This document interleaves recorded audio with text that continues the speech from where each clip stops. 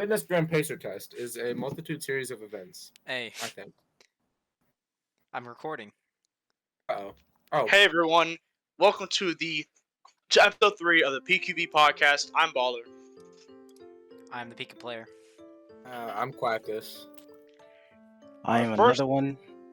And I'm Piano. Woo! Lovely. Hey there, another one. How'd you like the computer lab like super early? What was the first time you played SF2? The Okay, first time I right. ever played SF2 was probably, really when I was just trying to find a game on the internet just to mess around with. Most likely at home on my rundown PC. Yeah, it was like mini clip, like Y8 games, stuff like that. Probably. I'm pretty sure a friend told me about it when I was in middle school and I saw everybody was playing Smash Bros. Or Smash 4. And I was like, you know what, I want to try playing the game too, but I didn't have a DS at the time, so I tried to find an alternative, and then that's when I came across SF2. Yeah. That sounds like a lot of people. I remember, especially around time 9B heading into beta, a lot of people wanted the characters they saw in the Mario Smash games SF2 because they thought of it as like a budget Smash Bros. And I never understood that, so that makes a lot of sense. Piano, how did you first get into SF2? I guess it's time to show my age, huh? Yeah. So I started playing Flash 2 back in 0.5 Alpha. I started like 8A. I thought I was old. I started like 8A.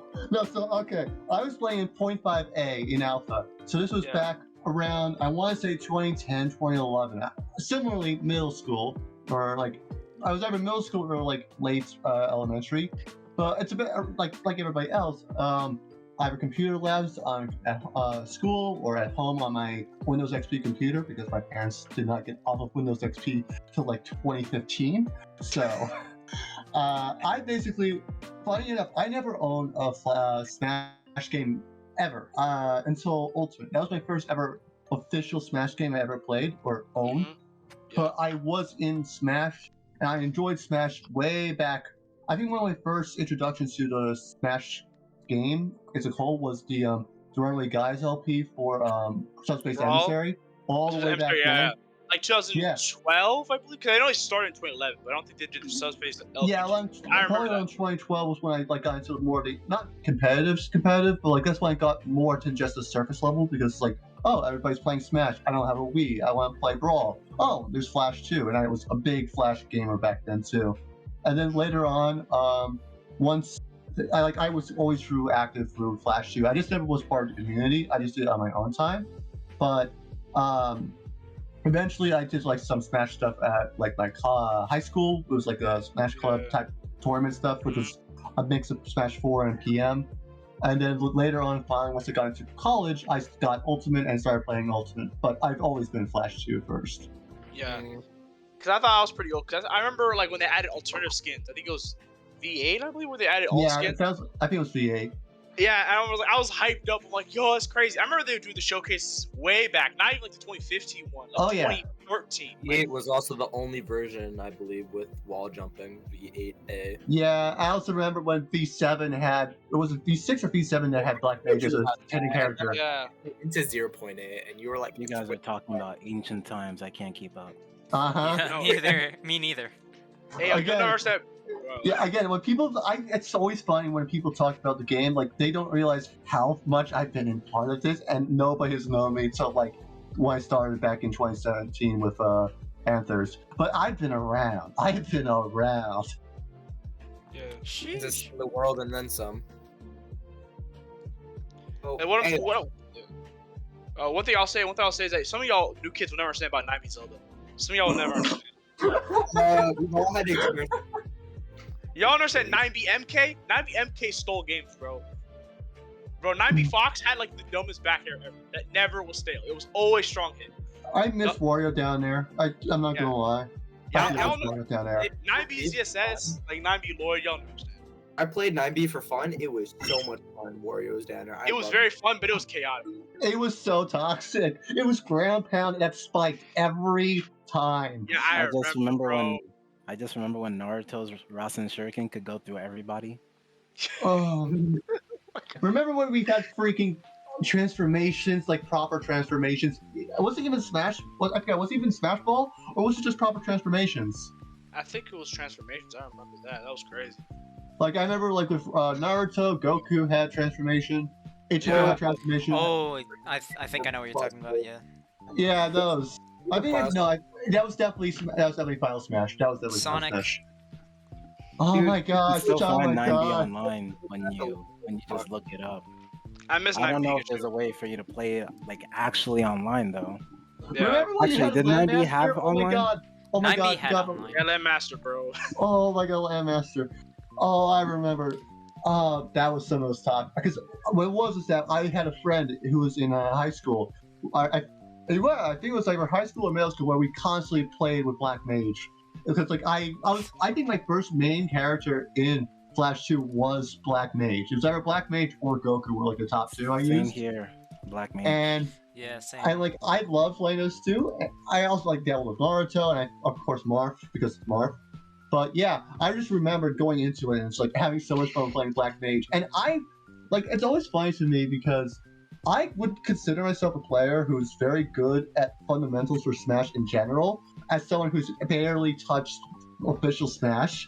And it's all because I grew up on Flash 2, and because of me growing up on Flash 2, I can't play official Smash unless I get a keyboard controller. I swear to God, I would do so much better if I had a keyboard controller that's used similar keyboard Like a control box? schemes as You're Flash 2. talking about like a No, not a box. Specifically a keyboard. I need the specific layout I use in Flash 2 because it's just the issue with box is that a lot of the analog mimicry I don't really jive with that well.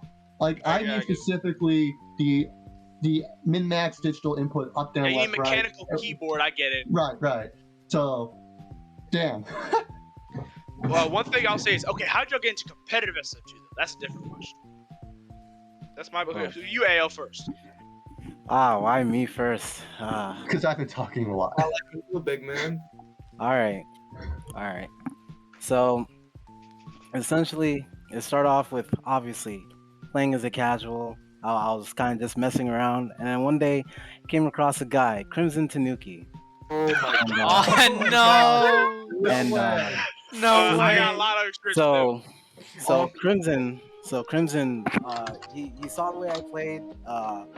At the time, I was getting kind of bored of SF2 because I was just fighting random people in lobby. I was a casual, I was having fun, but I wasn't a full casual. I was a semi-casual. Like, I liked using items and whatnot. I still do, right? But at the same time, I also like to play at a level where it feels like a lot of skill is involved, right? Yeah. And I was absolutely destroying everybody that I fought in the lobby. So I was like, oh man, this game is getting really boring. There's like no challenge, right?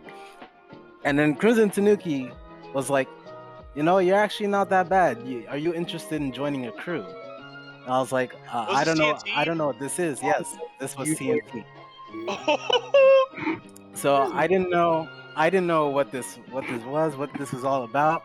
And honestly, it was making me a little nervous. I was like, I don't know if I want to dedicate to this or anything like that. And he was like, you know what, just come by, click this link, and I'll show you around. So the first person I fought, it was the first person I fought for initiation was I think Neophyte. At the time, he was using Samus. You are old in this community. Holy crap! I forgot he was in that crew because he never played. Yeah, so I fought him.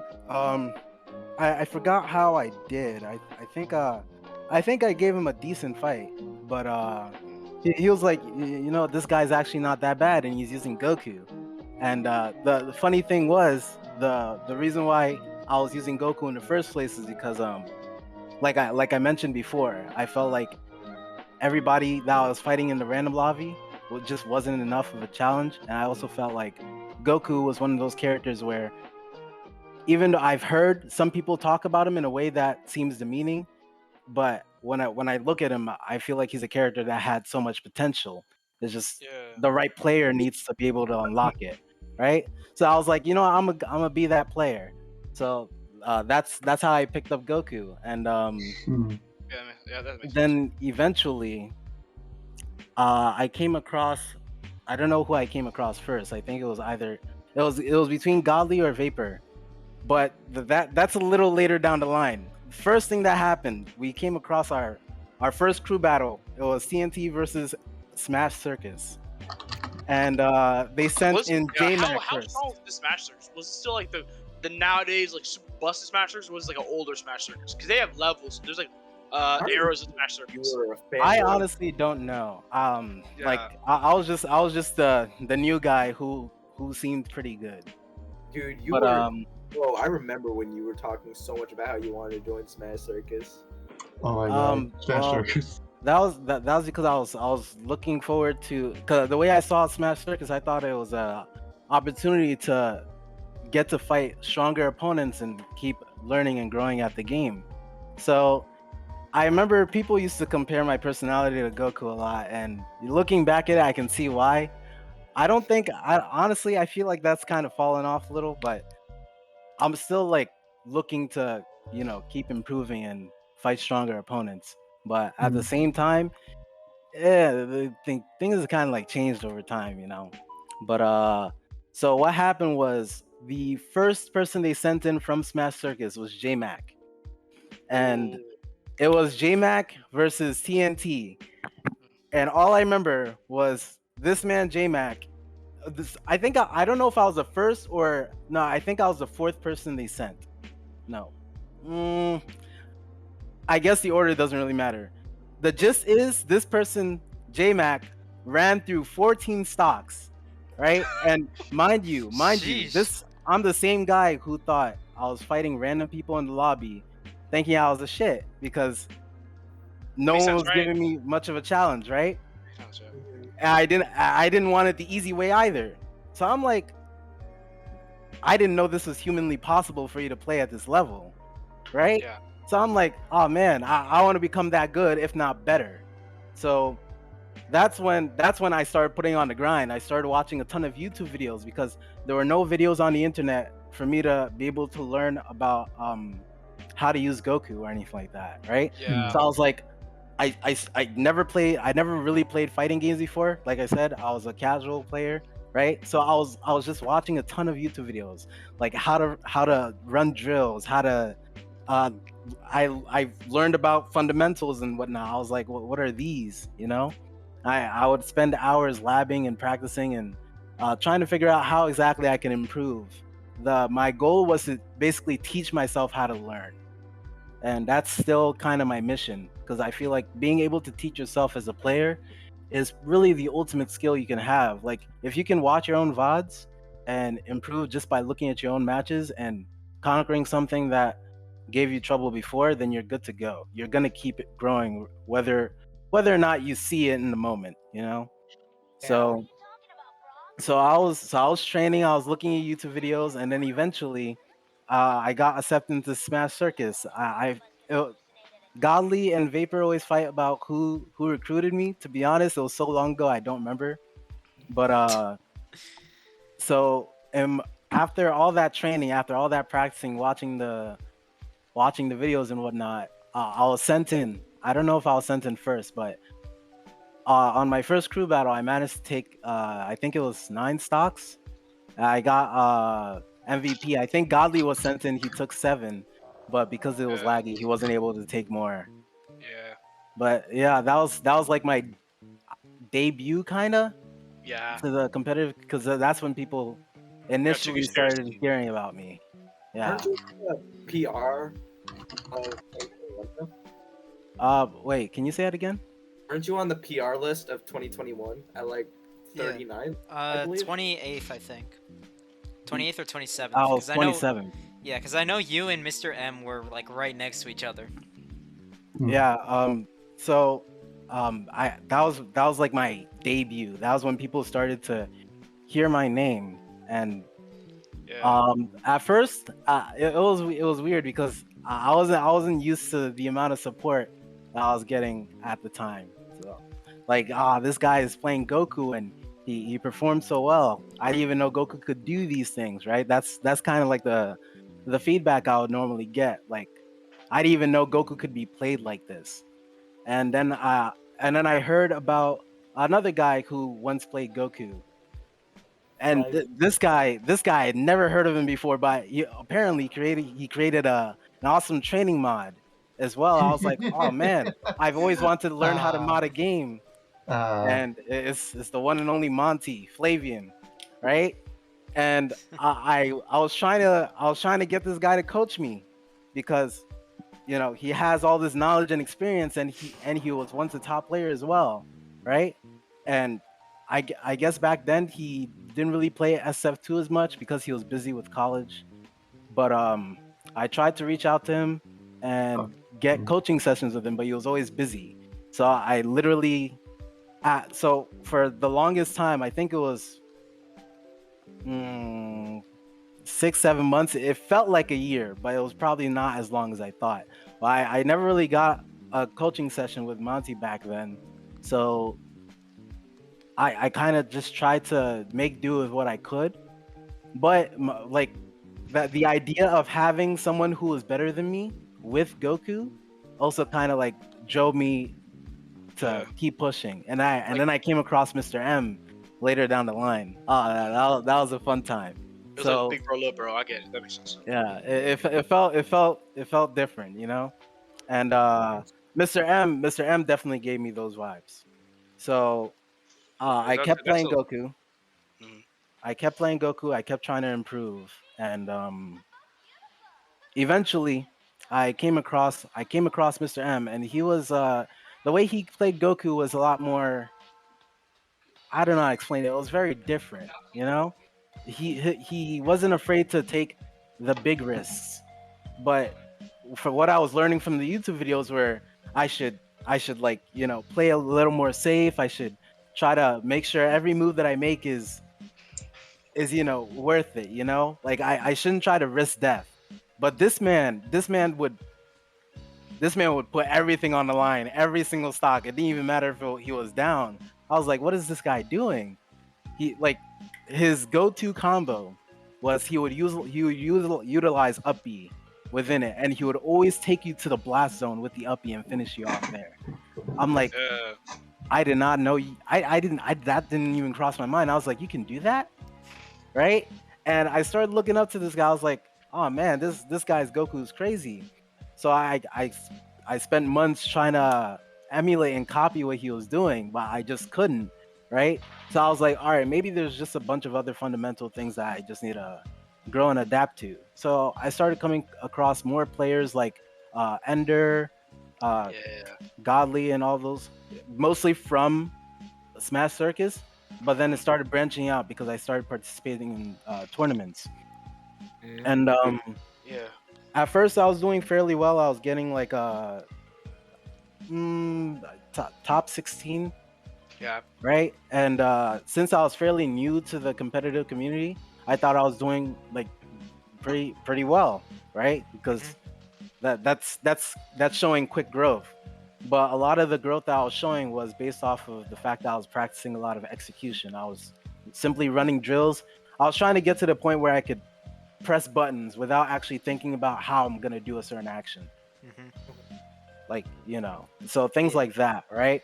I kept getting better at that, but eventually my growth started to slow because there's only so far execution alone can get you, right?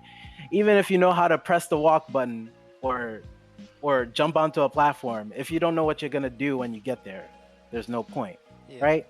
So I was trying to learn those things. I kept fighting other players, asking them for advice, and back then, one of my biggest habits were full hop key blasts.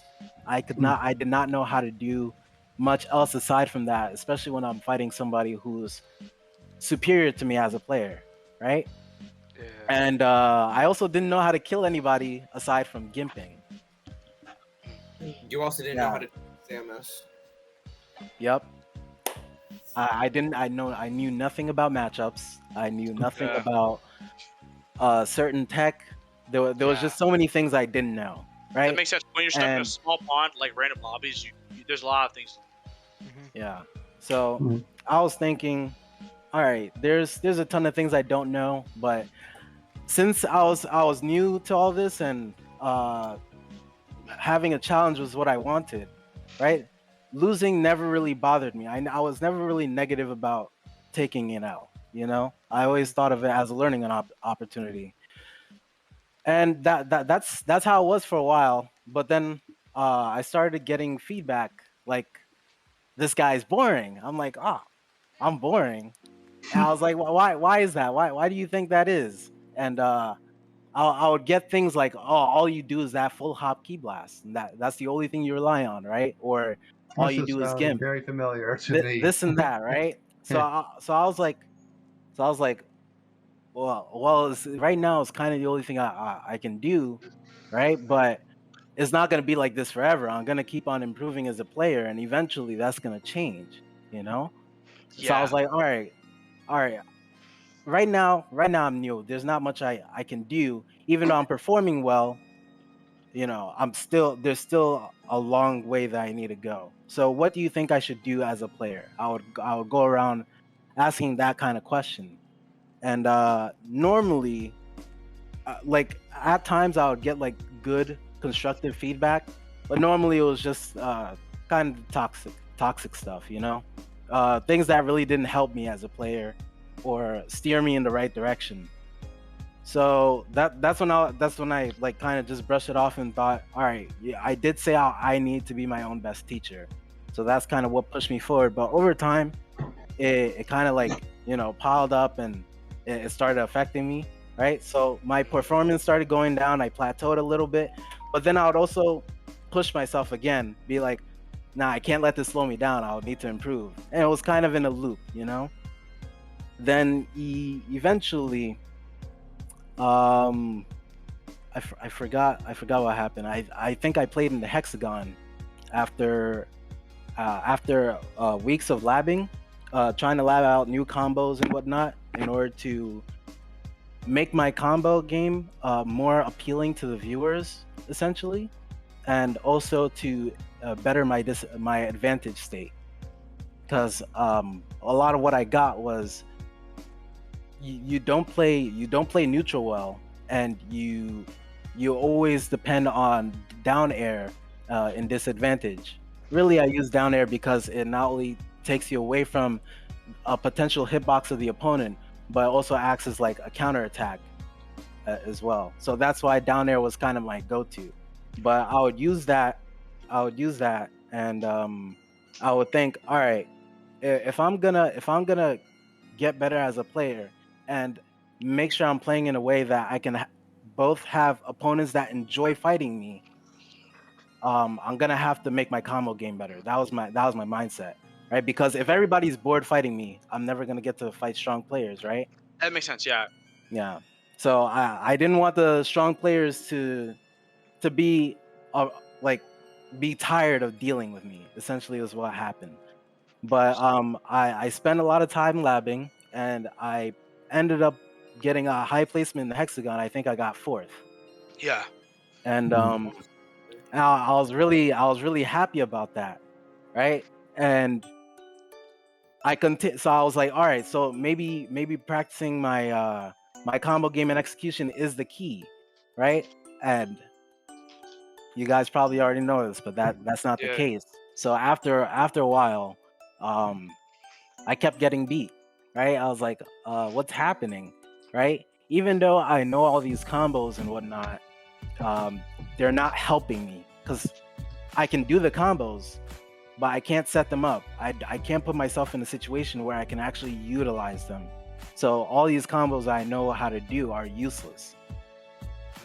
So for the first time in forever, I got 13th place. I was like, oh man, this is a big hit, right? Because to me, I set the standard that I would never get anything. I would always, my minimum would be ninth, because I've never gotten to up to that point. I've never gotten anything below ninth place.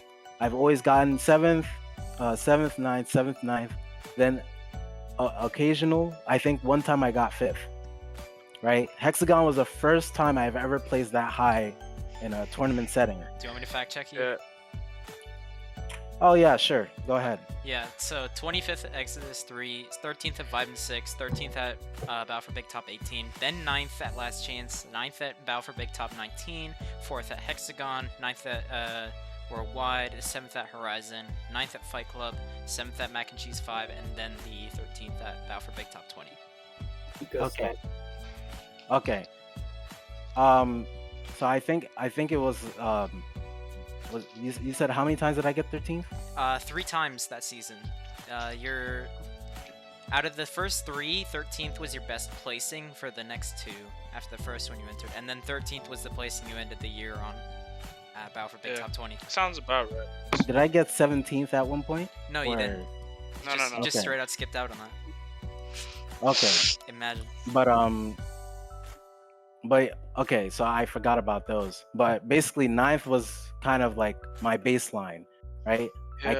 I can't get lower than this because that shows a drop in for performance. I always at that Yeah. point, I thought of your rate of growth as something that you would compare to others. I didn't think of it as how you played or how much knowledge you gained as an individual. That's something I learned over time, right? So I started looking at everybody else and I was like, man, everybody's just so far ahead of me. Even the players that usually perform like bad or just weren't as good as me are vastly improving. Even if they're not beating me, I see the growth, right? So I'm like, I got to pick up the speed. But then with all the criticism I was getting and the negative feedback, I was thinking, the game doesn't even feel that fun anymore. So I tried to drop it. Actually, several times down the line, I tried to do that. So, every time I tried to quit SSF2, I would always come back to it and play harder than I did before, right? And at times, the times that I would drop the game and come back, I would end up playing better than I did before. And I would see that trend, like constantly. And I came across an individual that showed up. I think it was around the time the documentary came out. 9.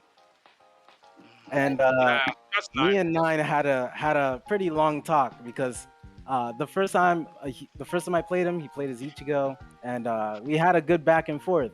It was like, oh man, you're a pretty good Goku player. I don't know how long it's been since 9 played. Yeah, but, it's been like early this year, like March, April. Right. Yeah, at the time he hasn't played in a while. A lot of the top players hasn't played in a while. That's when players like Prolific, RC, Zaire. Zaire, yeah, that's when those guys were coming back, and 9 gave me like really positive feedback that I haven't felt or experienced in a long time. And I was like, this guy's not so bad. I actually felt like I enjoyed the game this time, And then me and him had a long talk. And then he was like, all right, what's wrong? And I told him my problems. I was like, okay, so I'm dealing with this and that, right? I have all these expectations, and these expectations I'm not meeting, right? And the expectations that seem to like put me down, right? That's what it starts seeing. I'm starting to believe that that's the truth, right? I'm starting to wonder whether or not me using Goku is more of a curse than anything else, right? And then he broke it down to me in a way that kind of convinced me like I just need to stop looking at others and start paying attention to more of what I'm doing, right?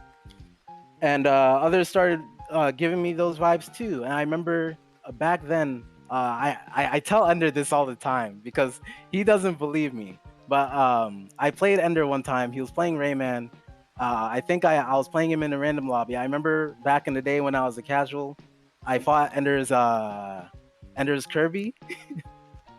Oh my god. He was so disrespectful. He was such a troll. But so Still, I fought his stay, but we Rayman. don't talk about that. Oh, definitely. We're definitely touching on that. But so I fought Ender's Rayman, right? I ended up winning, right? But this is just game 1, and he left immediately, right? Oh I was like, what happened? I was having so much fun fighting this guy. He was such a strong opponent. right? And that goes back to the idea of me being boring, right? And whatchamacallit, Ender, I used to consider Ender one of my biggest haters, right? But during the time that like I spoke to Nine, sometime after that, right? All of a sudden he started seeing like a whole different person. I was like, huh? And then Ender was saying that I changed. I thought what the first time Ender spoke to me kindly, I thought it wasn't Ender. I thought it was a totally different person. I was like, what's happening? Someone's trolling me right now. You know, I got those vibes, and it was a funny experience, right? But I started noticing there was like kind of like not a divide, but a clear difference between how I was like being treated before versus now. Well, not this current time period, but a little while back, right? So I was like, okay, so now it doesn't seem like everybody's against me. Now it seems like I have a small group of people that, you know, kind of support me in a way, right? And then I think that's when I saw the PR and that I got 27th, Yeah. and that's when I was like, wait, so now people are debating whether or not I'm the best Goku, right? And you know, that got me a little hype and whatnot, but also I was starting to think, even though I have this placement, right? I still don't consider myself a top player. I actually, even today, I still don't. I don't think of myself as a top player. I think of someone who's performing well and has potential to grow, but I don't really see myself up there with certain guys, you know? Yeah, see, like the top tiers is not easy. There's a reason why there's a top tier and then everyone else. I understand. Yeah. Right. So No. High level play is fair though. You can Yeah, still that's use a lot high of level player. people a lot of people give me credit because of who I'm using, Yeah. but at the same time, I feel like if you like, I chose to use Goku, and I chose to use him for Yeah. a reason, right? I didn't want to go down a route that I felt was easy. Before, I used to use a character like Sora, right? Okay. Sora, in my opinion, has the most potential in the game, True. right? But Very true. I stopped using him. Well, do you want to say something? I was gonna say, like, I think Pac-Man in theory is actually really Oh, crazy, yeah. bro. Pac-Man's crazy. I but remember Sora when I has saw a touch of Kills death. use See- Pac-Man against See, with Sora, Gax. Sora has a touch of death aspect where, unlike most characters, if a Sora player, if they do it perfectly, can basically do a Kazuya. And because of that, even if Pac-Man has better neutral, Sora has just the potential of just straight up The advantage. Luffy, advantage. Yeah. Just Oh way too my good. God. Luffy though. Also, Luffy in- too. yeah. Also, that Also, requires Lloyd in the theory different can go crazy as well. That's it. 100%. We can't you guys really get the just idea. determine I get like, what who you're has the saying. best Sora in theory is potential, amazing. I agree with you 100%. but Sora has like a lot of it. Mhm. But yeah. So even if you personally don't feel like you want to put Sora as top one, because that's not what I'm saying, right? No. My that's- point is, I feel like Sora has the most potential in the game. If any player picks up Sora with the intent of I'm gonna get better, they're gonna go to high places no matter what. That's the way I view him. But yeah, I dropped Sora because back then I hated I used to see what's his name? Vaporize. No, not Vapor. At the time, Souls? Vapor didn't use Sora. He used Tuber? Yoshi. Ooh. No, it was another Goku player. He used to use Kaioken all the time. Mr. That's M. Starboy? No, it wasn't. Starboy doesn't.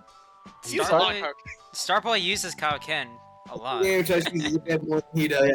Yeah, but But this is like I back get in what you're saying, I get 2021, what right? you're no. It's not Starboy. So okay, I remember the first time I saw this player fighting. He was playing against Hida Sheik. Yeah, Hida is the most talented Smash player. SF2 player, maybe. Hida's a monster, bro. I don't know how he hasn't won a PR yet. I don't. He doesn't Or- care. Wait, he doesn't care hasn't? enough. He hasn't won like a huge event ever. I think. No. Hida's a I monster. don't think he cares enough to do it. At all. He Hold could on, beat anyone, bro. I gotta find out who this, because Kafan.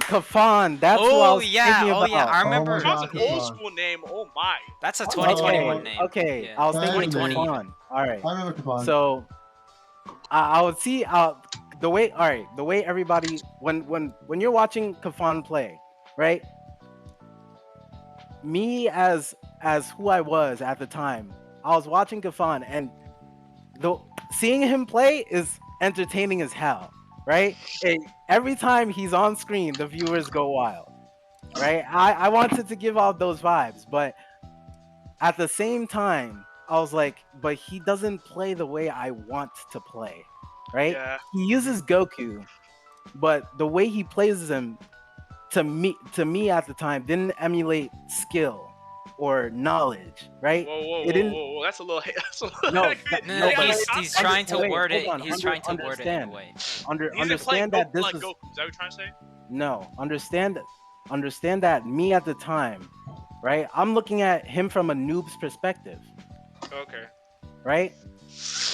Even though I was entertained by the way he was playing, right? The way I saw it, all he was doing was activating Kaioken and spamming down smash. That's the way I saw it. I Do mean, you to be fair, understand? that is effective. That is effective. Do you understand? All right. So I was thinking I never want to play like that, right? I never want to play like that, but I wanna bring out the same hype that he does, right?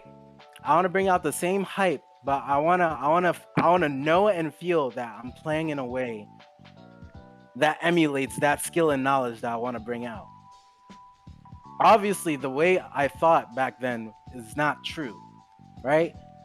Kafan doing that applies various levels of pressure, right? Has mix-ups and does all that, but I couldn't see that, right? Right.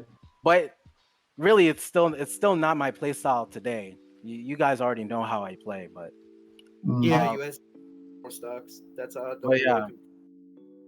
But yeah, so I wanted to go down a different route, but before I talked about Kafan, where was I?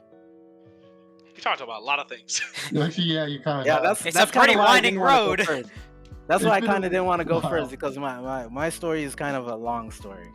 I think actually- we're on for about a clean 20 minutes. Yeah. Yeah, I I was already. kind of patiently like, okay. I've been Yeah. trying to cut some stuff Keep out going. too. Oh, Like, okay, because I feel like if I went on, on, I would just be dragging about like when I was talking about like negative feedback and whatnot. There was a time where I literally like I would show up in the chat and there would always be an argument. There would always be a Oh my fight. god. Yeah, I was trying to cut out a lot of stuff. So that's Yeah. kind of why I didn't want to go first. But Yeah, that's fair. so I remember I left off at 9. All right. So ever since I spoke to 9, I was like, all right, I'm gonna go on a journey to mentally improve myself, because that's where I'm falling short, right? I'm gonna mentally improve myself. I'm gonna get better at pushing myself even when I'm facing adversity, right? And during the summer, I grew a little bit, and my playstyle would kind of change and morph and whatnot. And honestly, my perception of time is a little messed up, so I don't remember how events went in order from this point on. But I'm basically gonna just skip to current day time. So now I was recently introduced to various Goku players, because now it seems like they're popping up a lot more lately. Yeah. And True. I think the first one I fought was Newish Simple. Oh yeah, that guy. He was the first Goku that I was introduced to that wasn't Mr. M, Kafan, or Flavian, right? Mhm. So I had good impressions of him. I was like, oh man, I'm glad to see there are more Goku players nowadays, right? And he kind of like branched me out to the other Goku players, and I kind of met them too. Then I came across Starboy, and Starboy is their personification of what I wanted to do back at the time of Hexagon, when I said I wanted to improve my combo game and execution and labbing, right? And I would see that, I'm like, this guy has so much more potential than me in that area, right? I felt like Starboy is just one of those guys who, if he has a canvas, he can create anything. He's super creative, right? And that's a part of me that I always felt like was lacking, right? I wanted to be more creative so I can appeal to the viewers. And funny thing though, I don't think I can do that right now, because I just feel like there's just so many things that I have to learn. And a lot of times when I play against top players, I feel that people have things to say, but they don't always voice their opinions. And if they do, it's not always in a helpful manner, right? So there are things that people probably want to say to me now that I haven't heard about. Things like I've heard something like I don't approach much, or what if the player doesn't approach me, then I can't do much against them. Things like that, but they don't necessarily tell me what they think I can do to combat that, or try to improve from it, or right? to evolve past it. Yeah, so it's still something I'm working on, but that's the general gist of my story. Yeah, development, improvement, communication, because the SG community has come a long way. It comes like communicating with people. It still has a long way to go before we're at a certain point I think is healthy, because I have my community, we all do, right? But it's come a long way. We're not agree with that, right? Yeah. And one thing I'll say is that when it comes to you, like talking about how people have trained you, help you, I remember I got to see Garth was like someone I took a lot of advice from, because Garth was also kind of coming up, right? Everyone knew he was really good, but he never really had like that big performance. And I'd always play against him every once in a while. His back when obviously would curb stomp me, but that's just how it was, because Garth is a monster, right? And I would just take a lot from it. I thought like I was bad because Garth was still like a new name, and I thought like, oh, if I'm losing to Garth, I'm gonna be fucking MK Zaire, obviously. Yeah. And it's like, and then when Garth. you said MK Zaire, I just thought, oh god, it's MK Leo. I mean, it's not that inaccurate, but still, I kind of find it funny. You know what I'm saying? Like, how am I gonna beat this person? If I can't beat Garth, how can I beat Fatality? Oh man, I was the guy on the other end. I felt that pain. Yeah, and then like, bro, I can't beat Billy when he first came out, because I'm like one of the. Because Billy wasn't even going to tournaments at the time. He was just like cooking me in front of me. I was like, who is this nigga? Billy version 1. Like now he's like 4 this. See, I was on the opposite side where a lot of people were like, why are they losing to me, a random player who plays Mega Man? Oh yeah, I got so much of that. Oh man. I even remember I played against Two Hands a little before he beat like Gali. I remember I was playing with friendlies, and I'm always barely losing him. I'm like, bro, who is this nigga Two Hands? He played Mega Man back then still. Yeah, still does. He still does, but like this before he played a lot more Link, he was beating Gali and Ender and stuff like that. And like he's still to me a new face, because like especially when he like, because you know when you're new and you have no tags, you only have the member tag, FFC, you don't have any character. Yeah. And that's usually like more times than not, if you don't have a character tag or like a tag, you're probably a new person. He was just all green member, no bev, nothing else, and he just was being chilling. Like just actually chilling. And like so that was crazy. Yo, Piano, how did you get into the UFC? Yeah. Right. Anyways, talk to us for an equal length as AOTUSK. So I guess where are we starting at? Are we starting at the? Mine was the start version. whenever you want. Start at wherever you want, whatever point. Okay, I guess the best way to start is I think what happened, because I was looking as we were doing this whole conversation with AO, I was looking back at my Anthers matches just out of curiosity of who I fought early on.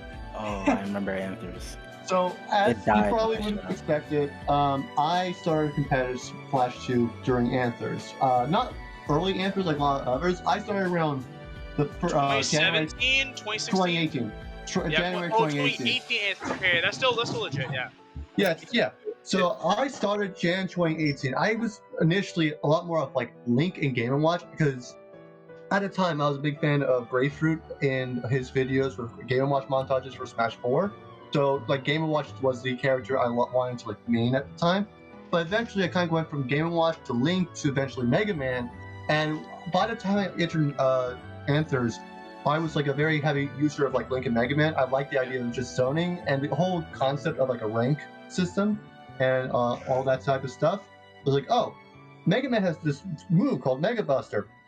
Frame 1 release, and it's really good. I can literally just spam stage 4 Mega Buster and win games.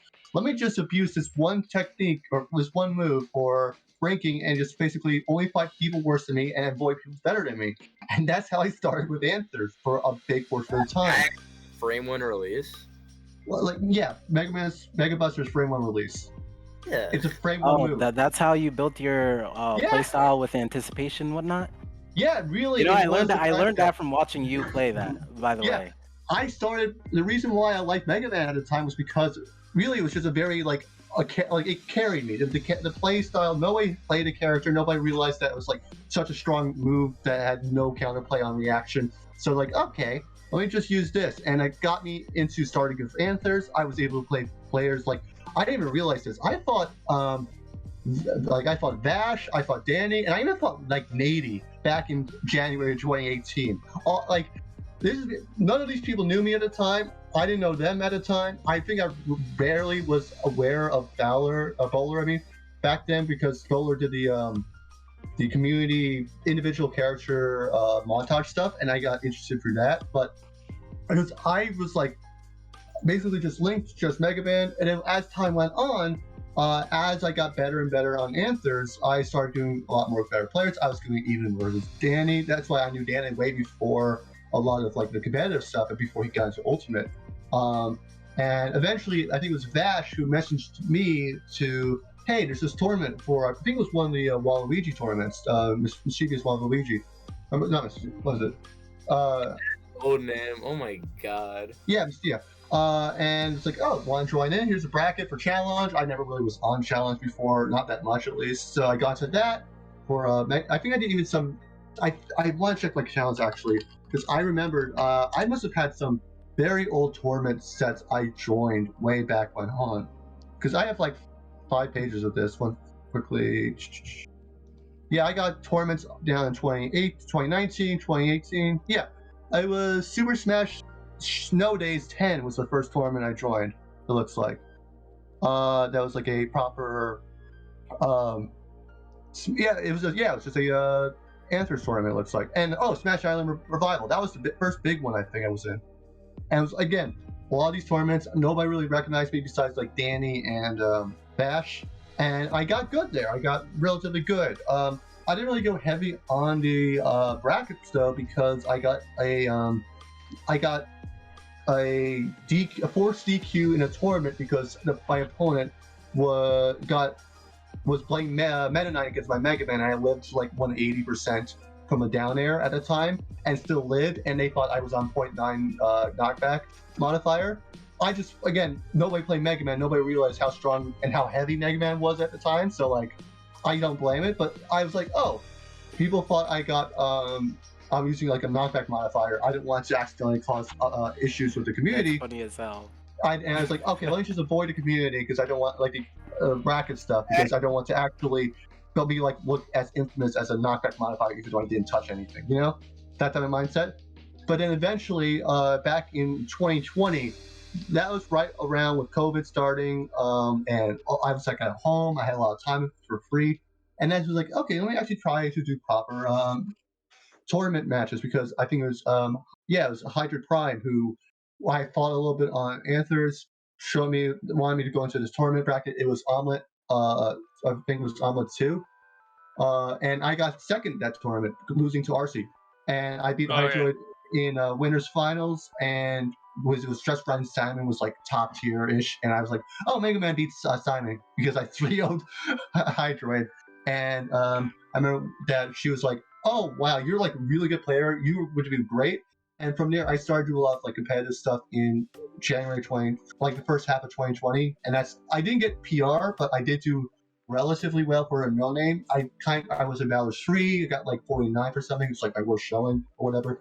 And then I got back into college or got college busy for like the fall of that year. And then I went back into it again in the following spring. And that's when I got like hit it big, because it was coming back. It was again I was still COVID-ish. I was still home at the time, and I wanted to do some tournament matches. And I was like, oh, is Hydra Prime still the best Bowser? But no, now it's JMI. There's a lot of things that changed over the time. Like back then, I was like, I had a big bracket demon with Lil Nady, with his pit. Now, of course, I don't, because now he's switched to Lloyd or whatever, and that's not been anything close to as close as it was before. But a lot of it, what happened was just that a lot of things changed. A lot of the scene got a lot better, I would say. And a big thing, of course, was actually Music Kings. Music Kings' whole tournament series, Train Perfect series. That was a big deal. That was what really brought me back significantly, because that's what really piqued my interest and wanted me to play more. And then once I started with Frame Perfect Series, it was right at the end of the first third of that year's tournament season. So I actually went can into vouch this. second.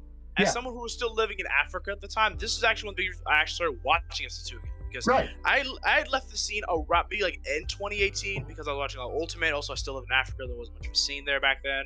I think there might be becoming one now, but again, not many people. Also, I was stuck with a laptop back then, so it's Right. no, that's obviously just that's chalk, right?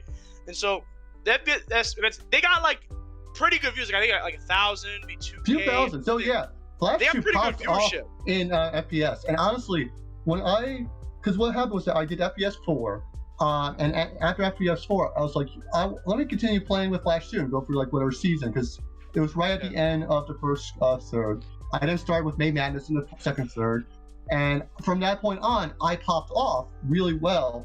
I was not not as good as I am now for sure. I feel like I'm a much better player now with a scene that's much better than back then. But back then, Mega Man had a lot of unoptimized combos. I was one of the few people who actually, used the lemonade techniques and a lot of stuff that a lot of people didn't really use. What is Petra that? was something. Lemonade is pellets plus water wave, the thing that does 50% damage. Oh, No, okay. that's actually Oh. such a good name. I remember that. Yeah, thanks there. I called it water wave stacking for all my life because knockback stacking, but then Zare suggested lemonade and I stuck with it. So, Yo, but that's yeah, crazy.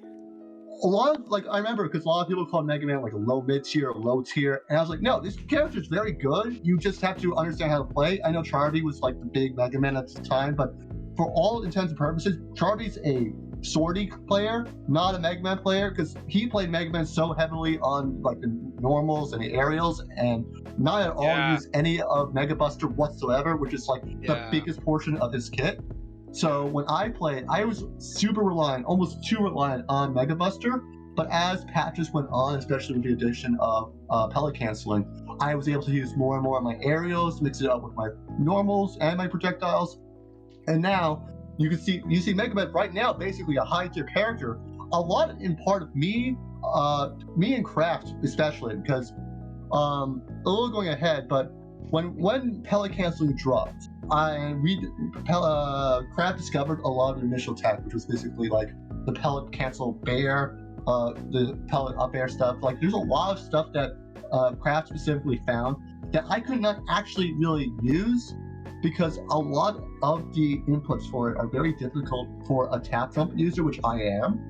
And not only a tap jump user, but I also use auto dash off, which is also very rare for people. Which I mean, it's something that I think is used to more of when I played Ultimate, the idea of you have to press a button to dash rather than not press a button. But anyways, a lot of the difficulty of those techniques initially when it was released, I was not able to do until a month or two later, and that's when I started to get really good. And now I've been getting really close against Chiller. I've been doing really well versus Godly, even though I have not won against Godly. I've been getting closer and closer. And in general, I find it that it's just with the character with Mega Man, it's just he's a character who's been super underrated, who's not been played, but I think a big part because of how much I've stuck with the character, improved and optimized as the leader of the character. We've now seen more Mega Man players. We've seen Two Hands. I know that that Billy Bob boy was using the character, not that Billy Bob, sorry, that Billy Bob Joe Man used a bit of Mega Man for a time. I know that I think other people might be looking into Mega Man here and there, and I think I see a trend. Yeah, and I'm just very proud of the innovation I've kind of caused there. And I don't know where I'm gonna go in the future because honestly, I wish I was playing more this season because last season I got 18th. I had a few cases where I could have done better, but I was barely off. I almost beat Tiller in Betaversary. That was game 5. And just recently this season, I was game 5 against Danny for 4th. I was game 3 against Tiller again in the 1 round robin. And I had some upsets there where I got 13th once or twice. And it's I wish I could do more, but also I've been just so busy in real life between I was in college last semester. This coming summer as well as the fall, I'll be busy with a co-op, doing work at home, so I'll be pretty busy over the weekdays and even the weekends. And I wish I could play more. Plus, I might be a little bit into Calamity mod right now with Terraria, so but I do really want to keep pushing for Mega Man, and especially now with pellet delay, which is such a crazy tech. I cannot believe it's a freaking tech. Why is it that with Mega Man you can do a pellet jump pellet and cancel into F tilt, and it's so easy? I am so what? Sometimes the development of this game makes me feel like it's made out of sticks and like very fragile sticks, because some of the things crap that I keep finding is so goddamn funny, but so wow. Wait, Honestly- so Mega Man can literally like cancel into 4 different actions? Okay, I don't know if you can even edit this onto like the podcast, because you're probably doing like a video upload for the podcast too, right? I'm uploading the entire thing. Right. So I'm gonna just post the one video that showcases pellet delay. Put it in the group chat. Yeah, I'll put it in the group chat. I just randomly found it. I was watching over this is how I did it. I was finding Ufta, his fox. I was randomly watching over some of the clips I got, and one of them was a little weird, and I was trying to figure out how do I do that, because that should be impossible, and then we found this. Oh, I remember this. Yeah. And I'm still reeling after, why does this work? Why does this exist? I randomly discovered it on complete accident. If I didn't discover it, we would still be doing L cancels for these type of convert, but now we could just do this, and it's so easy, and it's so crazy, and there's just still more and more Mega Man stuff that's continually being discovered. I know Kraft did like at least 10 revisions on his Mega Man guide he's been working on for like the past month, because we keep finding That's stuff. wild. It's that's crazy. wild. It's Yeah. crazy. Oh my god, I think it's like over 15 minutes now, the whole guide. And it's not even the aerials. We haven't even touched aerials. We're not planning to. It's just Mega Buster, Crash Bomber, Water Wave, and Beat. We're literally talking about only those 4 special moves, and it's 15 minutes. Sheesh. And it's not even clips there. It's not like any like clip showcases. It's literally just, here's a tech, here's a tech, here's a tech for 15 minutes. God. But yeah, I'm just really happy that they're just pushing, and I've also been happy with just showcasing Smash Flash 2 to the broader Smash scene as a whole, because obviously for all people who are in the Smash community, we know Flash 2 is a honest-to-God good platform fighter as just a standalone game. Sure, it's a Smash clone, but it is a Smash fan game, but it has its own merits and it has its own legs to stand on. And I've been helping so much trying to share it. I was one to help with Toph. I helped with I'm actually right now trying to get SkyJ to look into it too, because he's interested because of Goku and Naruto, which he'll probably look maybe after boss battles and Wanted. So that could be interesting. That's who went. Got some attention. Yeah, I know that I had Fatality do a session. He might try in the future. I'm not sure, but he might. And I definitely want to see it where Flash 2 might not be like the level of like a Smash game, of course, but like I would love to see it like almost like a rival-esque. Like, oh, when people think of non-Smash platform fighters, they think of like SN2 is one of them. Rivals, Multiverse, and Flash 2, as well as Framemakers. I want Flash 2 to be one of those 5, basically. Agreed. Because the moment I realized SN2's potential is when the auction stream, I've said this many times, but it just blew my mind. The auction stream, not even the matches, the auction stream got 100 views. Just an auction stream. And Yeah, even, for 5v5. even that was even crazy. the 5v5 matches got like 20 to 30 views, and these are exhibition matches. That's crazy. Yeah, we have I think like people don't really realize this, that our community is a lot bigger than people realize when it comes to competitive. Like, the casual aspect of the game has definitely died off because Flash player is gone, it's no longer on the browser. But the competitive community, look how big FFC is. FFC is 1,000 people. Like, I Yeah. haven't seen a 1,000 server people for this a big fan since like SFQ units competitive prime. game. That's crazy. And Yeah. it's actually so crazy. It's been a to see minute since I've seen like an SFQ community this, at least outside of officials like something, right? I haven't seen SFQ community this put together in like 5 years, like 4 years. Like, it's been years. I understand some of Flavian's like criticisms about the gaming community. I understand a lot. I feel like in parts he sometimes I puts a little bit too much burden on himself and tries to force it almost faster than the scene is able to grow. He thinks he's a savior. I get that. I don't blame him. I do understand. Really, he wants the scene to grow. I want to see it grow. A lot of people do, but you also have to realize that you can't really. You can have a camel go to water, but you can't force it to drink. Type mindset. You can't just expect people to look into Flash 2 without something in return for them to like why do what they want to. They need an incentive. You need incentives. You need motivation, and I think the biggest thing too is getting people to get. First of all, normalize Flash 2 because, of course, it's the gray legal area. Even though I am 99% sure Nintendo's well aware of Flash 2 existence because they're well aware of almost all fan games out there, realistically. But and Flash 2's been around since 2008 with like scenes in Smash Con, Genesis. Like it's been around. They are well aware. Like content creators have millions of views on Flash 2 content. Like I remember. I think it was one of the older Smash Cons. Max Ketchum mentioned like, oh, there's another flat Smash game. It's not Project M. It's actually SF2. Kind of gave it a shot at it, and I was like, okay, this clearly proves that like people are aware of this. I talked with Max actually. I talked with Max a bit about Flash 2 because I remember he was. This is a while ago. I don't know if he's still planning on doing this. Probably not. But he was trying to talk about like a across the platform fighter, across Smash game crew battle with like the top players of each different like community trying to fight each other in some form. And I remember bringing up Flash 2 to see included, and he was considering if there was like a big group. I don't think that plan's ever followed through, but like he's well aware of the scene. I definitely helped expose that a bit, and also, I think the biggest thing for Smash community, the Flash 2 community in the future, is offline scenes. And I think probably the best place to do that would be Tri-State because we do have a big. I mean, partial bias aside, we do have a big. Amount of the Flash 2 members of the top play are in like lower, like southern New York or tri-state region near New York City, and I do think that if we get either some Ultimate / Melee local scene that's well known, maybe get them like maybe go there for just Feral Melee, but also ask if we can do some Flash 2 stuff and see if we could kind of create a proper like Flash 2 local bracket scene. That would probably be a big way to start the grassroots on that level. And then once you do one local, you do more locals, and as more people get more interested, then suddenly you'll start seeing the same type of grassroots explosion that Melee experienced back in like 2003, 2004.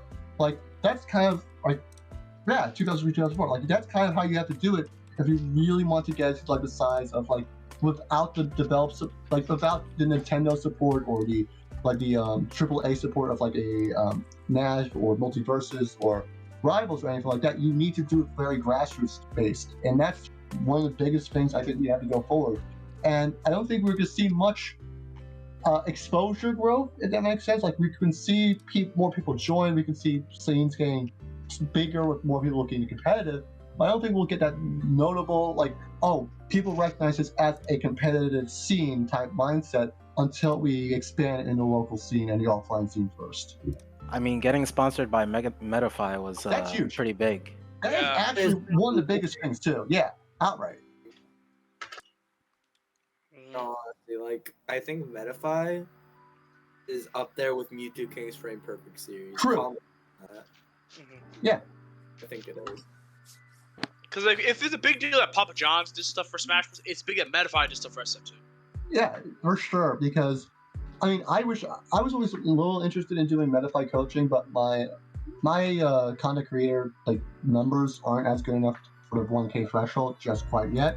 But also, like, for me personally, I still have a lot of things outside of Smash that I have interest in, like with politics and statistics, which is like more like a career path proper. But I definitely can see that for people who want to maybe become real content creators and then try to do like proper like coaching and such through Metafy, that's also great publicity. Hell, I wouldn't be surprised if maybe some coaches could try, I don't know, doing sponsors like free deals or discounts or whatever to top players of other scenes to try to goat them into maybe doing a session with them, see if they might be interested for like a content video. That could be another method of exposure and improving recognition for a scene. Like, Metafy has a lot of potential there too. Agree with you 100%. Great introduction to both of you guys. You sound like very, very, very deep, very intriguing backstories. question I got for you is, what is your favorite like little kind of humorous moment in the scene? Like a moment that's just like, that was kind of funny. Give me the Stuff city. like that. Just Anytime I fight Waluigi, I feel like there's always something that happens, especially in tournament. Anytime I fight Waluigi, there's always some game that I have to play. Like when the dice rolls, Yeah, bro. Someone's Glock is I'm trying to think what would be the funniest moment for me in Flash 2. It's hard because I'm not the type of person who really gets into the more humorous aspects personally, but same here. I want to probably say. Actually, it's really hard because there's not many stuff that comes to mind that at least I focus not on. Not really funny, just a kind of cute little like, oh, that was kind of a cool moment. Like nothing. The first time anybody fights Extroverts' Game & Watch. Yeah, Extra Game Watch. I remember this because fun fact. I want to make a funny story because you know I played Extra 5-5, right? Remember that? It was like week 2, I believe, right? And it was a decent set. I think both of us played really bad, but I got a game. My Fox got last stock. I played okay. He played kind of messy, whatever, right?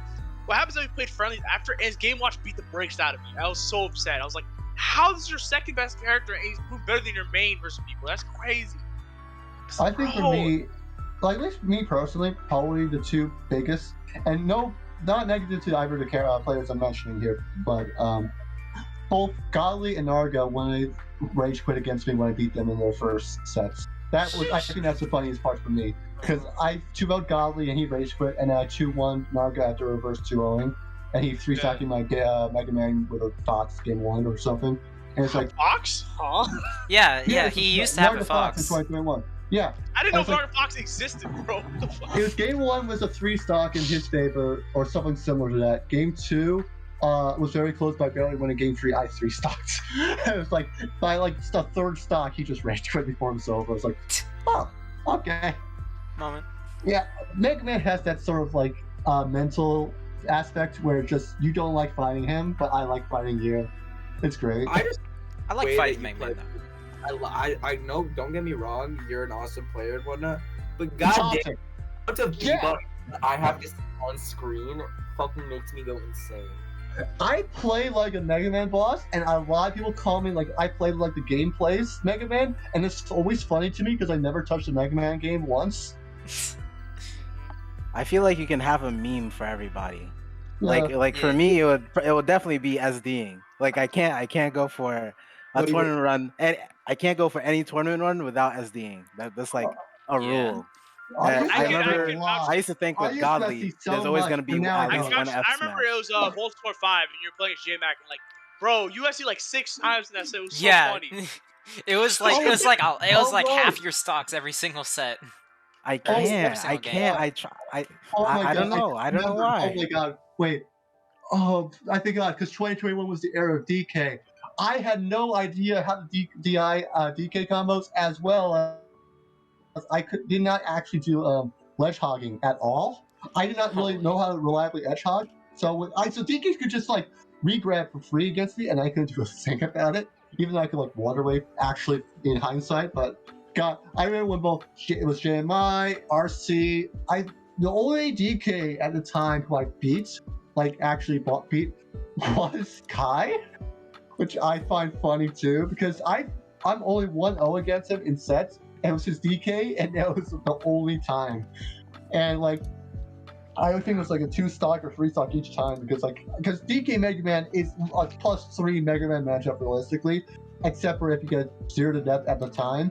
Now it's just 2-3 because DK doesn't have the 0 to deaths anymore. Mm-hmm. But like, God. You know what reminds me? I was like, you know when PM DK everyone thought sucked, and then Thunders realized you can use 0 to every character, so it doesn't matter. Yeah. Same idea. As even SN2, even when DK was cold and broken, he had matches where he clearly did lose, but it didn't matter. Kazuya Mishima. It's a Kazuya Mishima factor. Yeah, exactly. It's like, it even kind of weirdly reminds me of Ice Climbers and Melee when they had wobbling specifically. True. Like, yeah, Peach is like +3, but you can still wobble Peach. Oh, she's really bad. Yeah, but they can't camp when they're not in the league. You know? Death. Every character that was a touch of death. I think Riddle said it best in his recent video, basically with like Akasia or DK, is that you have the craziest advantage state but similarly, your opponents can do the same exact advantage stage against you because you have horrible disadvantage. And I think that's very apt for characters like DK back then. And but also God, I remember having to deal with DK doing back air into pivot grab, and that was just true on block. That was so dumb. I remember when I got hit by Peach's down smash by Guns a tournament run, and So when I 40? looked down and I saw that I had 50% added from one move, I lost my shit. I mean, that's just a melee thing. That's just melee, to be honest. I was in shock. Remember, I didn't know that was a thing. True. So I saw that happen. You can only imagine my reaction. Oh, God. What was it? Also, and it happened several times. Speaking of Gunslinger, one thing I laugh at this because I fought Gunslinger like 3 or 4 times now in bracket, and every single time I beaten him except for the latest one. And every time before the latest one, he always started with Ichigo, switched to Peach last game, and last game was the only game that was close. And I always said, if Gunslinger ever stuck with Peach in a set against me, he would win. He finally did it after like a year and a half. And it's funny too because I have trouble against Ichigos normally, just not Guns. Wow. So anybody who loses to Gunslinger now, it's your fault. You're the one who changed them. Thanks a lot. I actually have the opposite problem. Story. I actually have the opposite I problem. can actually with experience. Let me say this: as someone who's played Gun in all of his characters before, Gun's characters are weird because it's Peach is actually like people talk about how it's less aggressive than someone like say Poet, for example, but like it definitely can be aggressive in Washington, right? His Link, you think okay, it's Link, right? Link got passive. His Link will just down her off like in SD. His Link does not kill him, right? And then ZSS, for example, we think, that's aggressive character. He will nair in place 8 times in a row. If Is that aggressive? No, because Extrovert plays aggressive and a lot of ZSS play aggressive. His ZSS will literally nair in place half the game. That's not normal, bro. His will nair in place. It will Zair in place half the game. That's not There's no Zair. But not Zair. Sorry, will side B. Like you know what I'm saying? Like he will stay as far range as possible. He does not give a shit. He will Chris Hands moment. Or King Chris moment. Anti-meta player. King Chris moment, yeah. Bro, he will just stay defensive, bro. It was crazy. Yeah. It's funny because I always viewed I remember just being a big not discussion but like a big discourse on like official where I called Mega Man a more like a character who can play fairly mid range and not long range, and everybody's like, you're playing long range, you're camping. I'm like, I don't see what I'm doing is camping. Because this is, again, pre-Pele cancels. One a big thing I played was walking away, basically retreating charge Mega Buster, and then going close range to whiff punish with the frame one release. Because the issue with the frame one release is that at far enough range, Mega Buster becomes a liability because you can't reflect it or power shield it, and then I take the hit. So a big thing I had to do was play a lot of mobile neutral, very close range with Mega Buster, but play in a sort of range, like medium range, like a sortie range with when I actually use the move. And what people think of like as camping is just me retreating so I can actually charge the move and kind of like stay distant. But I don't really consider that camping because it's not like I'm trying to disengage and not engage at all to timeout or anything like that or force approaches. Rather, I'm just trying to wander away a slight bit so I can charge the move.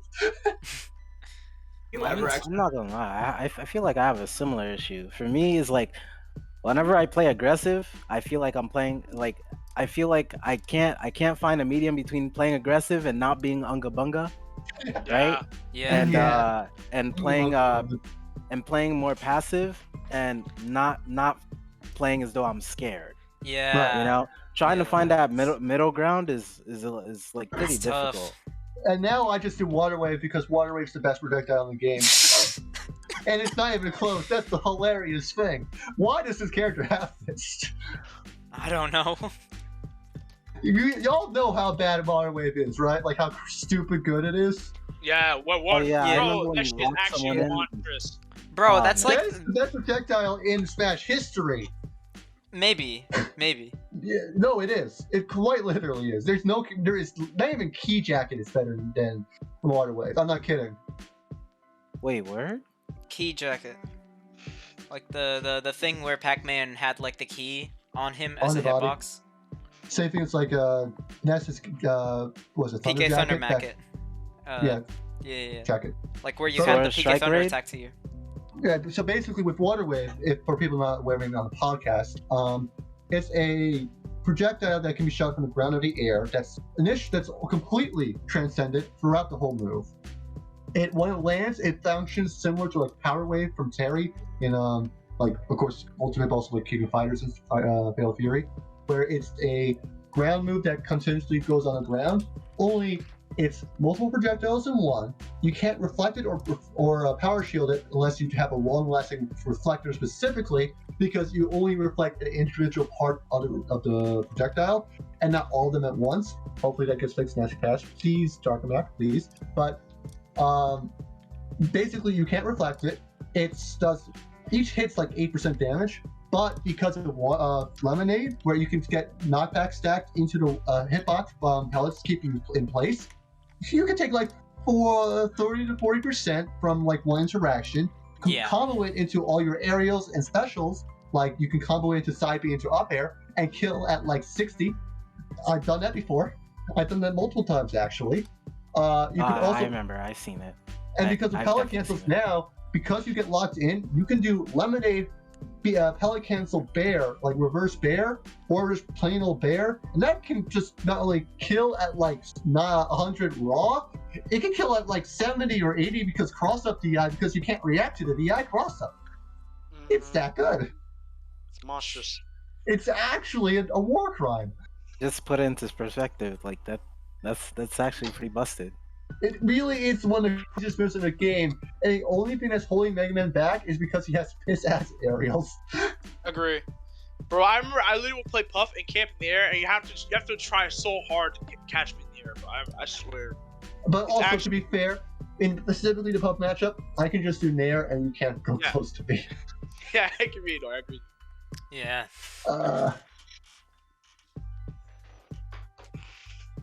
Yeah, the one thing I do wish that like as like my wish list for Mega Man in like a patch or whatever would be, like I don't want like raw buffs, because I'm not a person who wants to just make my character great and strong and I want to do good, that type of stuff. I am a person who wants to keep things balanced as possible. I've been with Hypixel. I've been on a HPC for Mega Walls. I've been experienced in balancing and doing a bunch of different patches over a long period of time. I know how hard it can be.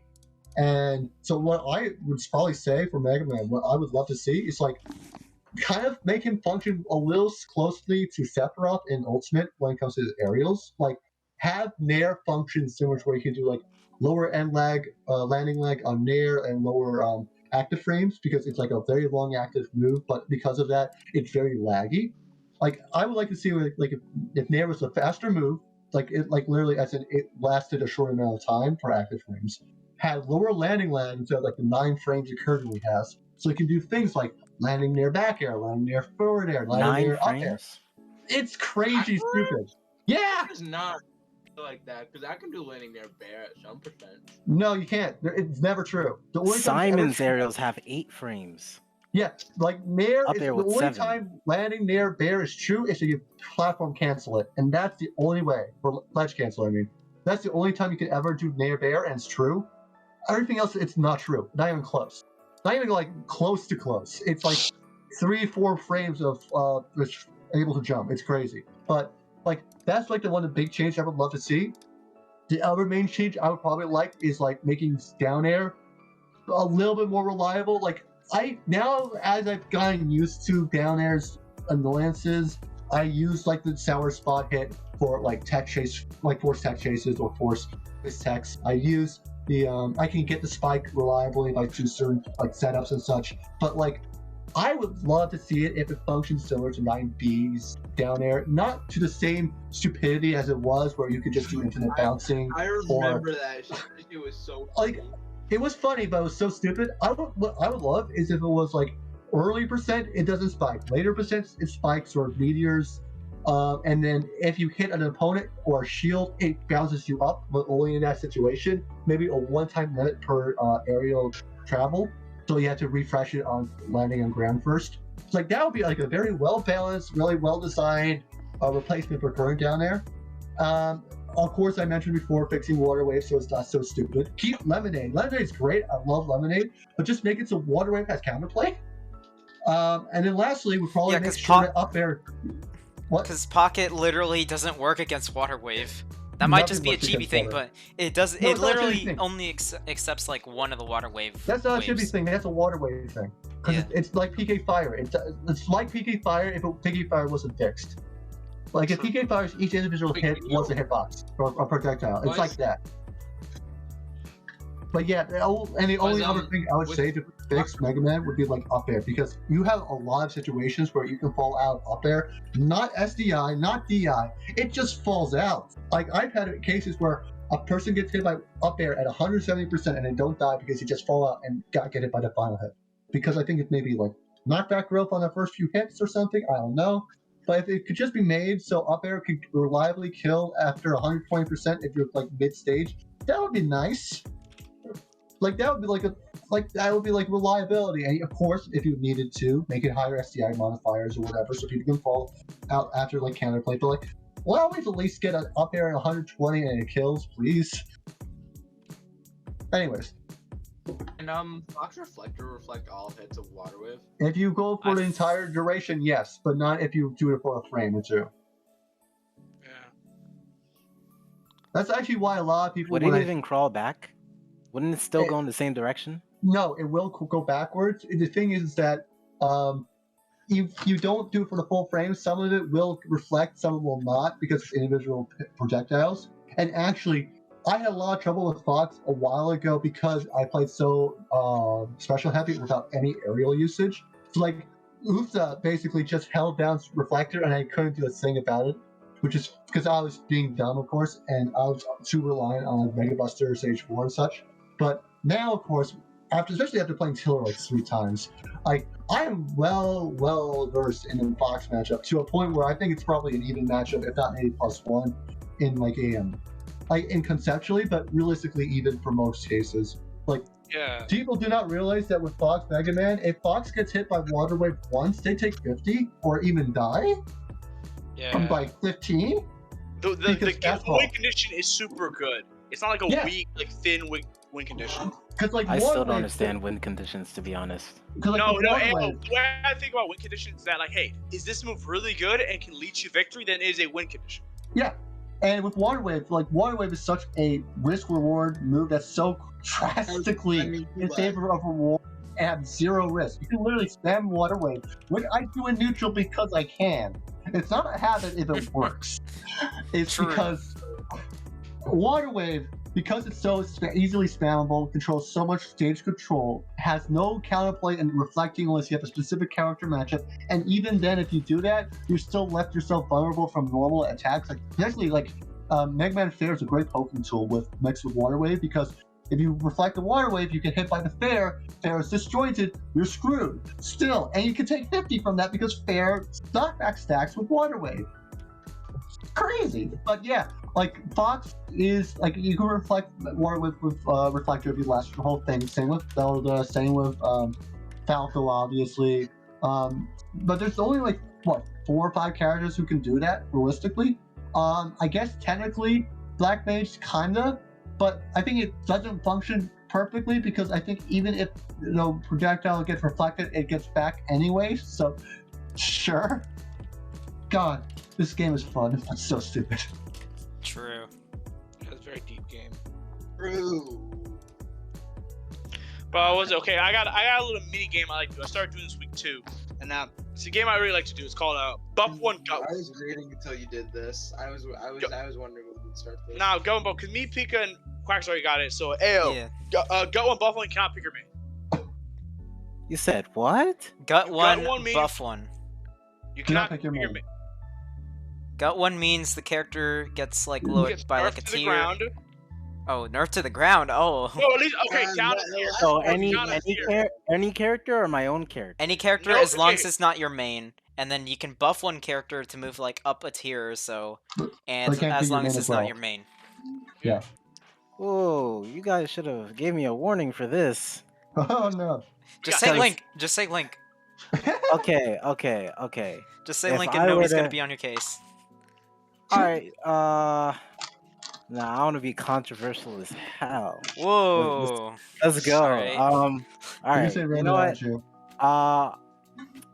I've honestly been interested in this character for a long time, so I would say Buff Bomberman, and Okay. Bomberman used to be cool. I miss Bomberman. and That character had- yeah, I've been interested in. Wow, I tried to pick him up as a secondary for a Bomberman little always bit. felt odd because he seems like he should. He's like how he Couldn't plays. Like I mean, like with Bomberman, you'd think he would play like he plays in Nerf. a game or similar, but it just feels a Link is too typical. It's just Link is that too Bomberman is way typical. too off I to always what play you expect. I hate using bombs. Quackus, you are so quiet. Ooh, you see, I'm thinking of a certain type of Nerf though. I don't know. All right, What do you you know mean what? detailed? Ooh. Is this better? Holy. Just better. I don't know, because I feel like I should keep this simple, because there's just You so don't many have things to. to think about. All right, you know what? Let me ask you this: Why do you think you want to nerf Link? I never said I- Nerf Link. I never said it either. I'm just saying that the mean, popular that's- opinion I mean, is that's to what is nerf Link. implied. I'm trying to shove all the responsibility character- onto you guys What here. character do You guys have want to, nerf? What character do you want to nerf from top tier to high tier, or even high tier to mid tier? Nerf Kirby. Nerf Kirby. He's Bro, too strong in back here- 64. Okay, you know what? Bro, that crowd is too good, bro. Dude, You know a what? short I hop will- double I will laser nerf. with Falco? He's broken in doubles. I mean. Actually, I would nerf Isaac. Okay. Yeah. Agree. Yeah. A lot because he's a zoner. Yeah. He's Yeah. all right. He's a zoner, but a lot of his get off me moves, simply, I can't even put into words. It's like No, I understand completely. Don't worry. I fought Pixel Redacted too many times. Redacted. it's like, all right. Imagine you're fighting Samus, right? You know how Samus's down B can be used in a way that it's kind of like you should be afraid to touch me, right? Yeah, You can Isaac has an entire Yeah. kit that can do that. Yeah, if down You air know? with the kick, I get it. And I'm not saying get rid of it. I'm saying just modify it in a way, but I feel like I would need to like really think about how that's gonna work. You know, because there's a reason why his kit operates a certain way. That's why I feel like, you know, you can't really just complain about any character in the game. You should have a reason for it, but at the same time, there are ways to adapt and counterplay to it. But I feel like with Isaac, it's kind of a different breed, a different level with it. Yeah. Hmm. Agree. So now piano. Buff one, gut one. And it can't be your Okay, main. well, this is difficult because I have two characters both with one's buff. Okay, then don't gut. Then you could have no gut. Then you can just buff Actually, two. you know what? I don't like gutting characters anyways because I like balancing proper. So I'll Okay, just so say you- I want to buff Ganondorf and Ness. Ooh.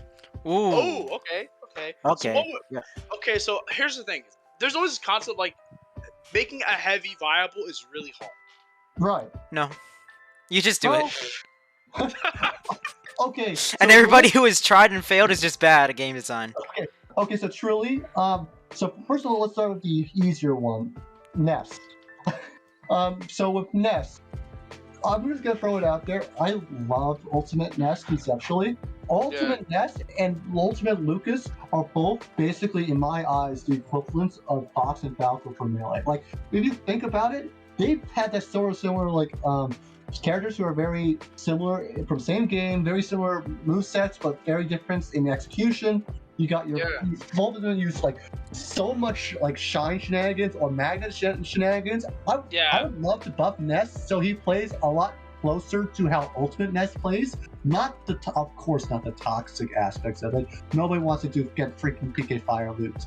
But I love to see like this is more probably an engine thing, realistically, because it's more like beaver versus wave bounces, all that type of stuff. But I feel like Ness is very similar to Pikachu in the sense that you can't nerf him in a way that doesn't make him trash. But you can't buff him. But you can't buff him in a way that doesn't make him OP. He's like one or the other almost. But I do think that if you make like, let's say with Ness, let's say you have it where you could do. like you could do like some of the things that they did in Ultimate, which actually I really do like decrease end leg on PK Flash. That's actually like a very cool concept they did there. That was really effective because now PK Flash is a proper combo starter, like an actual combo starter and anti-air. It's actually makes it a proper competitively viable move instead of just a fun thing. Then you got things like, of course, the reverse mag stuff, where you could do like, if you give a hitbox to a PSI mag, you can do things like B reverse mag bear as like an approach option, which is very technically cool, functionally cool, and visually cool. Like it fits really well. I don't think it would severely make Ness a problematic character. Would you give Ness's neutral B, not neutral B, the magnet bigger win box? Winbox, I don't really care about too much. I think it's more about the hitbox functionality, similar to a Shine or, like, again, Ultimate PSI mag. But I guess you got the things like though mag can't, like, what's it? What do they call it again? Because it's the same thing as Shine, Wave Shining. That was it just Wave Mag? Was it called Wave Mag? Yeah, I don't know. You're asking the wrong guy here. It's like the tech where you use air dodge and then magnet and then like you keep repeating it, so it looks like a multi-shine. Yeah. Multi-mags, that's it. Yeah, you can do multi-mags in Ultimate. And having like an multi-mag concept in Flash would be sick as hell. Yeah, I agree. You just do multi-mags across the stage. Because the issue with Ness right now is that he just doesn't do enough damage. He doesn't do enough damage. He doesn't have much good punish game, realistically. Like, he has some stuff with, like, down air conversions, but they're always techable. We don't have, like, no mistech stuff. So, like, you can do things with, like, Magnet, where you could just do, like, multi-mags or having, like, reverse mags. All of that stuff would be very cool for the character, for the game. And then now Ganondorf. That's the other one. Ganondorf, I feel like always gets between Ganondorf, Puff, and Kirby, those are like the three. I actually guess Zelda too-ish, but like those are like the four characters who have always historically been bottom tier or low tier at some point in time because people don't like, because just like whatever with the designers of whatever game they were from. And I feel like of all the four, probably Ganondorf was the one that got hurt the most long term because you got like Ultimate, Smash 4, Brawl. Yeah, Brawl. Yeah. The gap between Brawl MK and Brawl Ganon is actually depressing. Like, you actually feel bad for, like. I feel, if I remember correctly, is MK Ganon even the worst matchup for Ganon? I feel. I don't think it. I don't think it is. Thomas might be worse. Like, I'm thinking like. Falco sounds awful, like Olimar sounds like suffering, like MK is really bad though, because you can down air, which is MK, you win the match. Yeah, you can of course can't. What's like the worst matchup that Ganon has to experience? Yo, where's the or could it be one? That just like that was out of pocket. That was out of pocket. But no, yeah. I do think that Ganon would be. I feel like Ganon is a character who also, of course, as we know, shares a bit too many similarities with Falcon, and for better or for worse. Like, because Falcon's a lot of times people think it's hype, depending on the person you ask. A lot of times people look at Ganon very similarly as hype, depending on the person you ask, because not only is it like the big hitboxes that will make you explode, but now he's a slow big powerhouse where suddenly you get the right hit, you die at like 30 instead of like 60 from a string or 70 from a string from Falcon. And I think there's aspects of Ganon and in Flash 2 I really do like that they take from the source material, like Nair Reflector or like the projectile from Up Throw. Like there's stuff in there I do like, especially the new Wizard Foots. Also, I like the angle a bunch. I do think though, this comes from a little bit biased because in Ultimate, I love watching Kazuya because Kazuya is one of the funniest characters and also the hypest characters because he's actually, I would love to see. He's a cutscene. He's a living cutscene. Okay, I would love to see Flash Ganon function in a similar archetype as Ultimate Kazuya because how Kazuya plays is what Ganon should be designed around. A bruiser, heavy hitter that explodes your stock. But similarly will get exploded if you. It's like Zangief in a sense. It's like I'm not sure that reference, but like again, similarly, very, very heavy risk reward. Not risk reward, but like very big advantage disadvantage. Because right now, Ganon's always been a character that has very good single hits. They're very good, but not really a good punish game. He doesn't really have the greatest punish game ever. He just has very good hits. If you make Ganon have very good punish game with very bad disadvantage, kind of like a Kazuya very min-maxed, I think that would be a much, even though it's not the best designed concept, I think for Ganon specifically, it would be a well-designed character. I mean, like, look, Kazuya has a reflector with the one of the many FGC moves. You got, you can do similar with Ganon with like the hand wave. You have, what else with Ganondorf? You have, of course, the big sword. You can use like a sword string. You have floats. There are aspects to it with Ganondorf, which you could probably make a similar Kazuya-esque archetype. And I think Do you think SSF2's Ganondorf is the best version of Ganondorf? I think No. Melee's is better. Melee Ganon is actually like a really cool character, even if he's similar to Falcon. Because Yeah. the way you play around Ganon is not the exact same way we play around Falcon. Because Yeah. Ganon, okay, so my take is that it depends on the question you ask. Is he the best version of Ganondorf or he's the best meta Ganondorf? Those are two different questions. Meta Ganondorf wise, Melee's definitely better. Ganondorf's mid tier here, clearly and has representation. In terms of best character as just an individual view, probably Flash 2's Ganondorf is better than Melee Ganondorf. Yeah. I never even thought about meta wise. Yeah, because like think about it. I would say that probably most of Melee's roster is closer to Ganon's power versus most of Flash 2's roster is way ahead of Ganon's power. Think of it like that. Even though if Ganon is a better yeah, character, because I've said this before with Melee and like all stuff. The reason why Melee seems more balanced, even though it does have some issues with balance, is because every character kind of sucks. Every character is like clearly are just bad in some way. They're just like, clear like for example, look at Ultimate Smash 4. Like no character is bad at it. Right. Melee, like Peach is bad at moving, and Melee Fox is bad at disadvantage. Like they're just straight up like negative. Yeah, Right, and a so lot I of characters feel have like- like there are some issues in Melee that are kind of just like you can use the engine to your advantage to overcome those disadvantages, and that's something like Ganon and other like slower characters can sometimes just do. Actually, I want to mention that specifically. There's one thing I don't like a lot of people talk about is that it's people like to diss patch what's it called like what's the term basically relying on patches to change things. I hate that Patch people, culture. Yeah. Patch culture.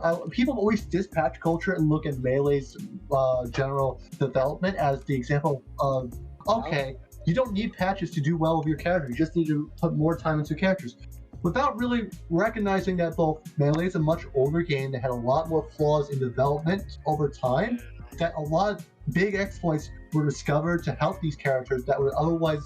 If you took Melee and put it in today's dev cycles, a lot of those issues would not have existed, and if you kept the same balance, those characters would need patch culture to survive. Like, people don't realize that patch culture isn't something people are relying as a crunch. Patch culture is realistically one of the few things that allow non-meta characters to become meta in these day and age, because developers as a whole develop much better, much cleaner, much more efficiently.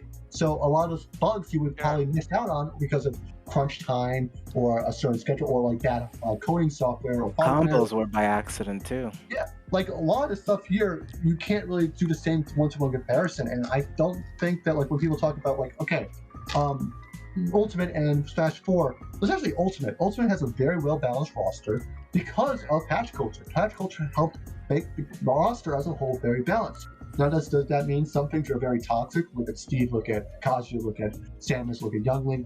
Look at Aegis. And Aegis actually... Aegis can be egregious sometimes, to be honest. There are times where Aegis is egregious. Okay, so my ultimate hot take is that Aegis is the most honest Fire Pass character. Straight up. No. Banjo is more honest. Banjo's corny, but he's honest. Because he doesn't really have ways to kill outside of like getting a grab or raw like a side B, right? So the thing because Aegis have like because Mithra is egregious when it comes to her speed. That's not like a more reasonable thing. And then Pyra's kill power is top 5 in the game. Like she has. No. So I don't view. Okay, so here's the thing. When I consider what's considered honest or dishonest, or specifically like fun. Honest, in my opinion, is there's a clear like way of beating the character, and there's a clear way of losing to the character. Like Smash 4 Fox, for example, people argue is honest or not because Smash Fox has a clear weakness, which is like he can die early in combos, and has a clear advantage, which is he can combo death, has fair footstool, stuff like that, right? Right.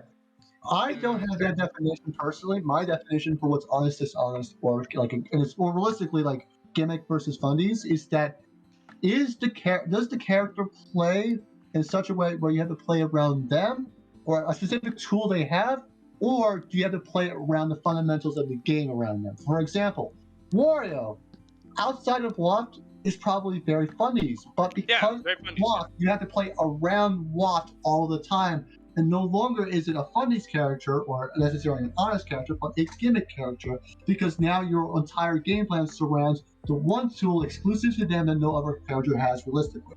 So when you look at something like Aegis, because here's the thing, I feel like any That's character a very like good way of putting it. yeah, so I kind of agree with you because I kind of get what you're saying, and there's part of me that disagrees. Part of me that disagrees, but it's also like most characters do fall into that are generally honest. Like look at this, like that's I partially agree, but I don't fully agree. You know what I'm saying? So I get it. So going with Aegis, when you look at Aegis' tools, you have basically sorting that has a lot of fast moves that are sour on shield, negative on shield, so are very well spaced, and you have a heavier character which is more like an Ike, very poor neutral, very poor on disadvantage, but very explosive that do much better on ledge trapping and so forth. Basically, the character is Lucina on crack, but because it's Lucina on crack, it's just very overtuned, making him a top 5, top 3, even top 1 character. But being a best character in the game does not make them automatically dishonest. You know what makes them honestly a gimmick? Well, it could be very much well that the stats being so overtuned just makes them very good, but what tools they have still plays under the logic of Smash. This logic of Smash being, you wait for your openings, get into your opening, get your risk rewards. You look at Aegis, they can get like 40, 50, 60 in one neutral interaction, but they can't kill you off of one neutral interaction, not really. They have to still reset neutral a few times, and yeah, they're busted at neutral. They have the best neutral in the game in Ultimate, but that still is fundamentals. It's still functioning under the rules of the fundamentals of a platform fighter. And that's not the same for, let's say, Game & Watch with Uppy. The Game & Watch's Uppy is something you have to play around because no other character has a combo tool that is frame 3, invincible, that has extreme disjoints on both sides, so you can't cross up. So now, but here's my question: is how's Banjo less honest? You haven't explained why. So the issue with Banjo and why he's more dishonest than Aegis in my eyes is that Banjo does have a gimmick, being Wonder Wing. Wonder Wing is a gimmick tool. It's not the best gimmick tool, don't get me wrong, but it's still a gimmick tool. It's still a move that is. How about Foresight? Foresight is absolutely a gimmick tool. Forsight's the only gimmick that it just has, and it's literally the only one. And I think that while it has very good risk reward, the gimmick is not something that people need to play around so egregiously. It's not like, yeah, I agree. You don't have to play it. Like sometimes it happens. Sometimes the player can use it very well, but it's not something where it's fundamentals to how you play the character to do well with it. You don't need to use Foresight in all of your game plans to do well. With Banjo, you need to rely on Wonder Wing. Using Wonder Wing well, you need to rely on your. I forgot the neutral. Like you have a lot of these tools that you have to rely on specifically with that character that no other character has that isn't playing on the rules of a platform fighter. And that's why, like, say the Joker with Arsene and all that, you got your Hero. It's obvious. I mean, it's Hero. Even Terry. Obviously, we don't spend that long. Yeah, you have Go Meter. You have turn around. That's never considered like a gimmick or making enough fundamentals. And again, a character being gimmicks or not honest does not mean that they are necessarily even toxic or even something that should be looked negatively. You can be like the character being. It's just a part of the character. It's just parts of how it forces you to think. It's like a mental stack kind of thing. And I don't think there's anything wrong with a gimmick or anything wrong with being a dishonest character. There's nothing wrong with that. And I think people always look as like, oh, you're just functional gimmicks, you're bad. But no, gimmicks are very.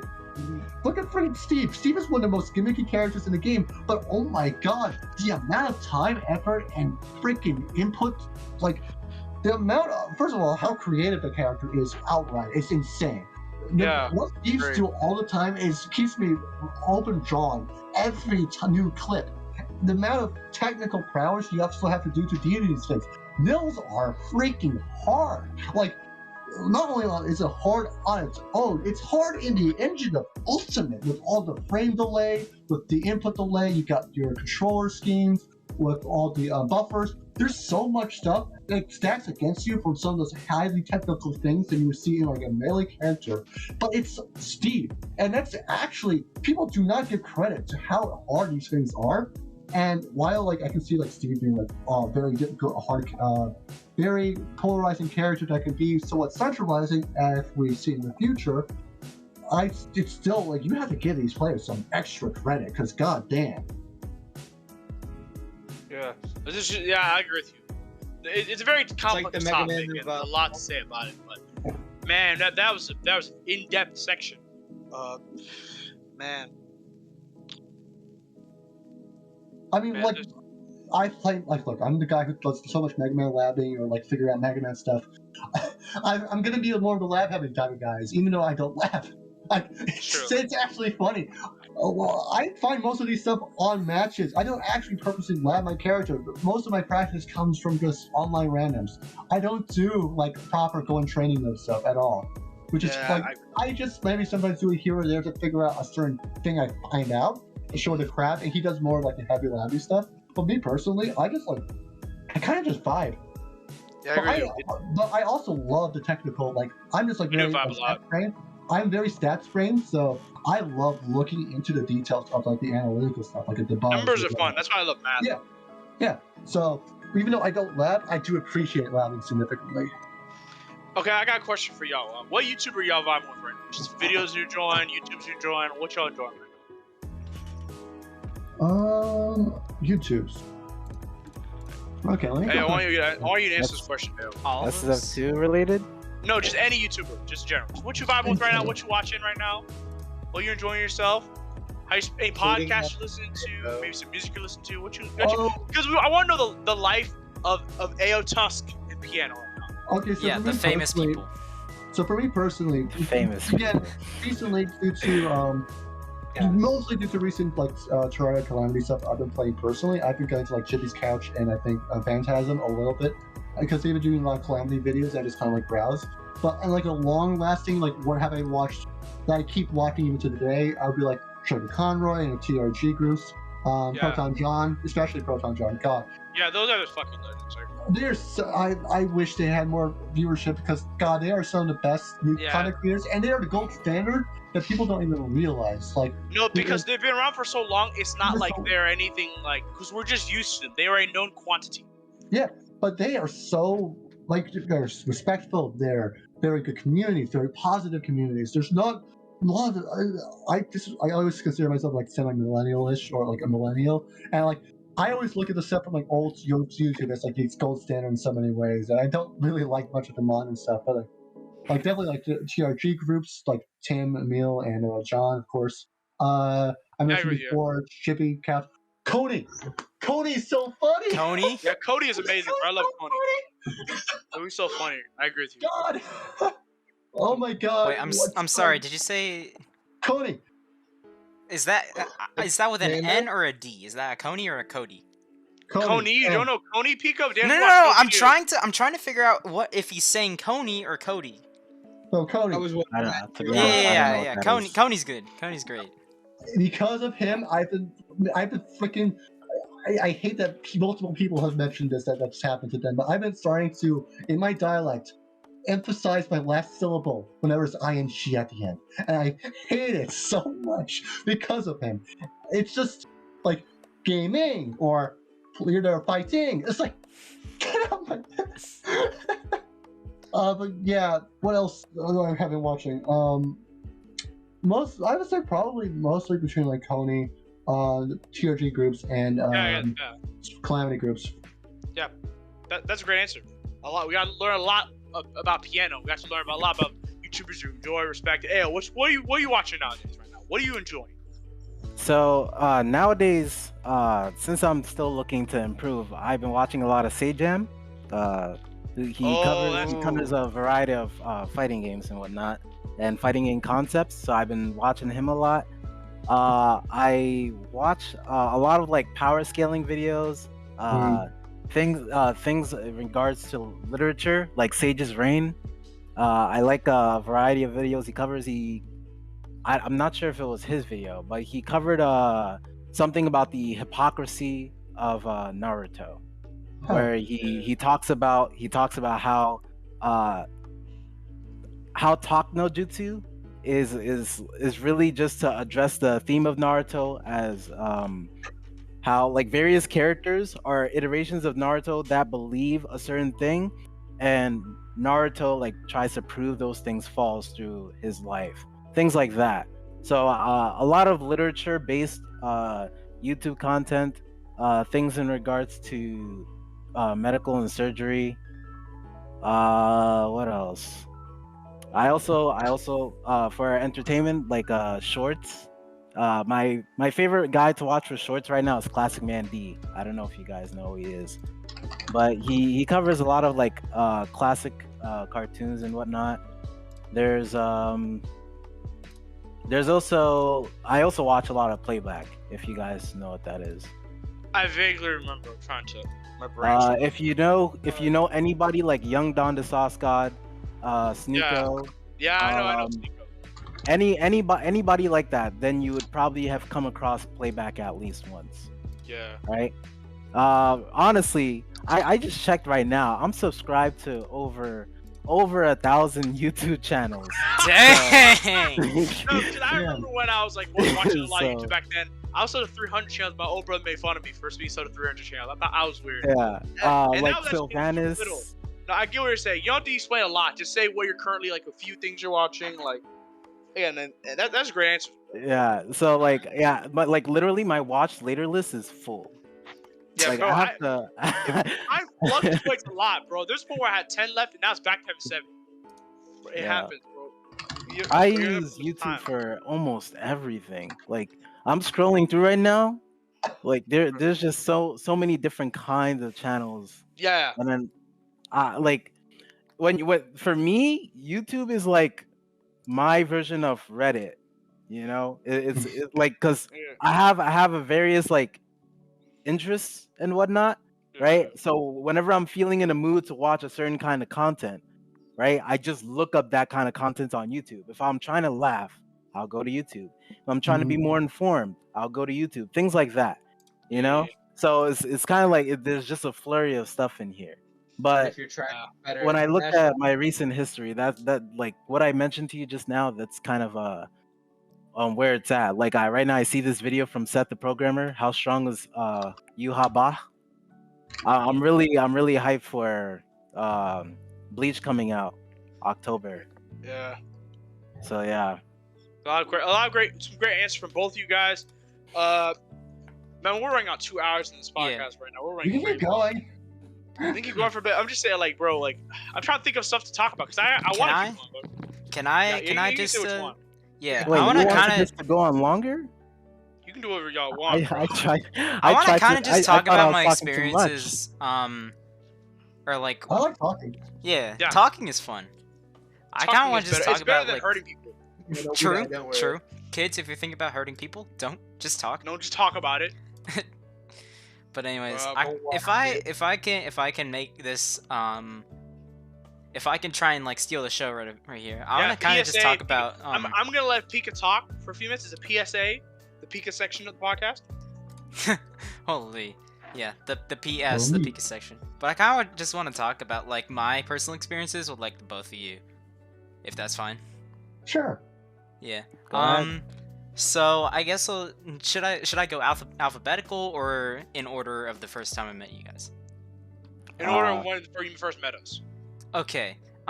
So the very first experience then that I have to say, would be with piano.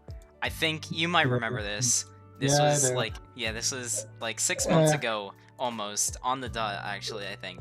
AK Saga, like the night before, and I don't know how or why this happened, but like for some reason we were both like playing friendlies somehow, or like We're you were in playing on VC. the it's on PC, I think yeah. I think you were in VC doing something, and I hopped in, and I'm just like watching you do stuff. I think, and then I maybe either like I asked you for games or Yeah, probably. And it's- so you want to practice for AK Saga. Or yeah. something similar.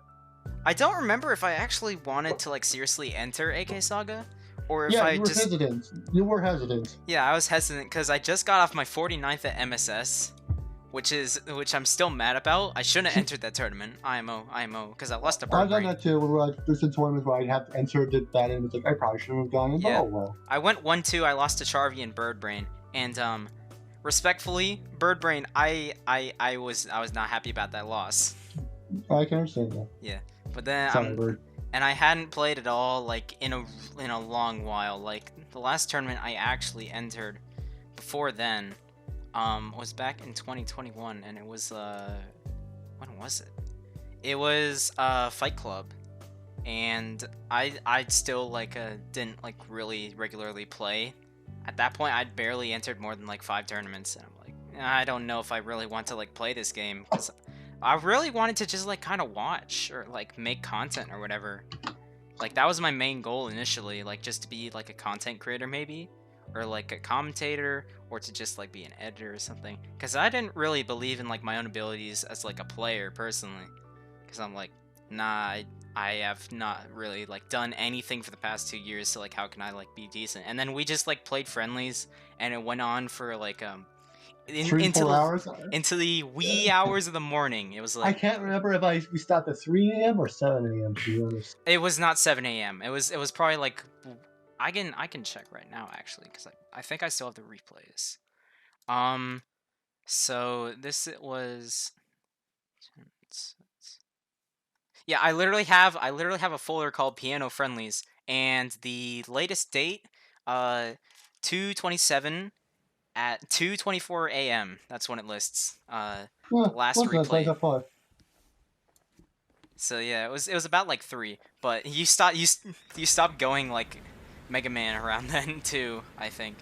Like after like it got to like 1 a.m. and you just started pulling out like we just started playing secondaries actually. Right, and I remember that right at the day after when we did AK Saga, we went in bracketing and went game 5. But you did go Pichu first. I went Pichu game 1. I was salty about that for the longest time. I'm like, I should have just went Chibi. I wouldn't have won that set. And I'm like, why did I? I feel like at that time it would be hard to say if you won or not, because at game 5 specifically, and that was game 4. I think what would have happened is that because I started right towards the end, I started catching up on recovery punishes, and then by that point, I think if we went for one more game, I still would have won because I would have been able to adapt for the that entire set until like the last game.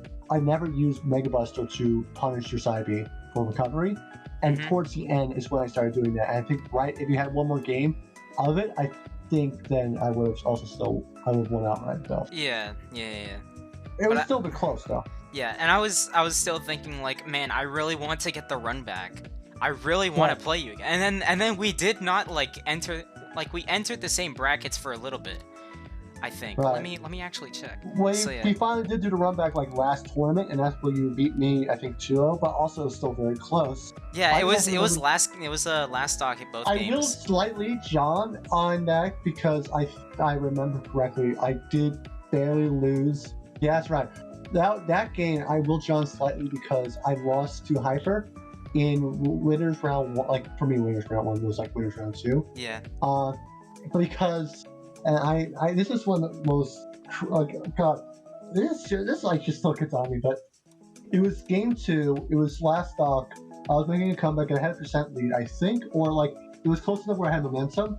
And he knocked me off stage with Sonic, of course. And as I was recovering, he did a string, and for whatever reason, I thought the string was close to me, even though it was not at all close to me. And I air dodged on impulse while off stage, and I couldn't recover because I air dodged. It was like basically it was like an impulse. You were too much in the moment, and you accidentally like mixed where you were with where you actually are. Yeah. And I basically caused an SD from that, and I was like, God, I would have gotten that game 3, and I would have probably won the set, but then no. So I had to start to lose this run. And then I had to go through to you, and I was like, by that point, I was like a little, not really drained, but I was definitely a little off, I think. Yeah, but understandable. You still play great. And I still, like, it's not like me playing off means like playing bad. I'm still playing good. Yeah. But I definitely don't think I had the best mentality at that game specifically, which is understandable, because a lot of people have different mentalities. Yeah. Like, one mentality could be much different than another mentality. Like, God, I've had times where it's like, my mentality is completely shot, and I got, like, 13th, and other times like I kept very good mentality. and I still get like ninth, but like very good ninth. You know? Mm-hmm. Yeah. Like it's not what it says on the results. Like Right. your placing doesn't necessarily reflect how you did in the tournament. Yeah. But yeah, I was hung up on like that like just wanting to get a rematch for like the longest time, and then you didn't enter that often. You entered like 3 more tournaments in the season. They were all like very spaced out. And then you started entering a bit more recently, and like finally I get to play. And then Beat the Heat, I really wanted to play. I'm like, I'm 1 seed away. If they see me 1 higher or 1 lower, I think I might like play piano. And then I didn't, and I was so annoyed about that because I was like, because I had to play Billy. I had to play Rigel into Billy, which was like at the time, like You also those had were like 2 hands too. yeah. But like at the time, I was still believe, and I still believe this. To like I still believe that me and 2 hands are like about even. Me and Billy are about even. I hate fighting Rigel. I can't do it. I fought Rigel, and I feel like I did pretty well. Like I beat him game 4, and it's Marth, which it's always weird because I think because right now my biggest bracket demon by far is Charby. Second is Godly for sure. Because Charby, last time we fought, like if you look at the game sets we've done. Yeah, I think he has like 5 sets over you lifetime or something like that. I think he got 5 over me. But how the rest what kind of gets me is where he started off with Lloyd. No, not even Lloyd. He started with Marth. He got like 2-0-2, 1-2, 0-2, 1-2 type stuff. Mm-hmm. Then one time he did I forgot which tournament this was. It was like back in last season, I think. It was game 1. He chose Ichigo. And he got my first stock, but then I 3-stocked him after. And he switched to Marth. And it was close game 2, but he beat me game 3. The next tournament, he chose Ichigo again, and then 3-0'd me. And that like hurts. Because here's the character, first of all, that I was like, like here's the character first. I was like, this is just like a goof. Not really the character he's been beating reliably with, which is Marth. And I 3-stocked it. Okay, and then he switches off.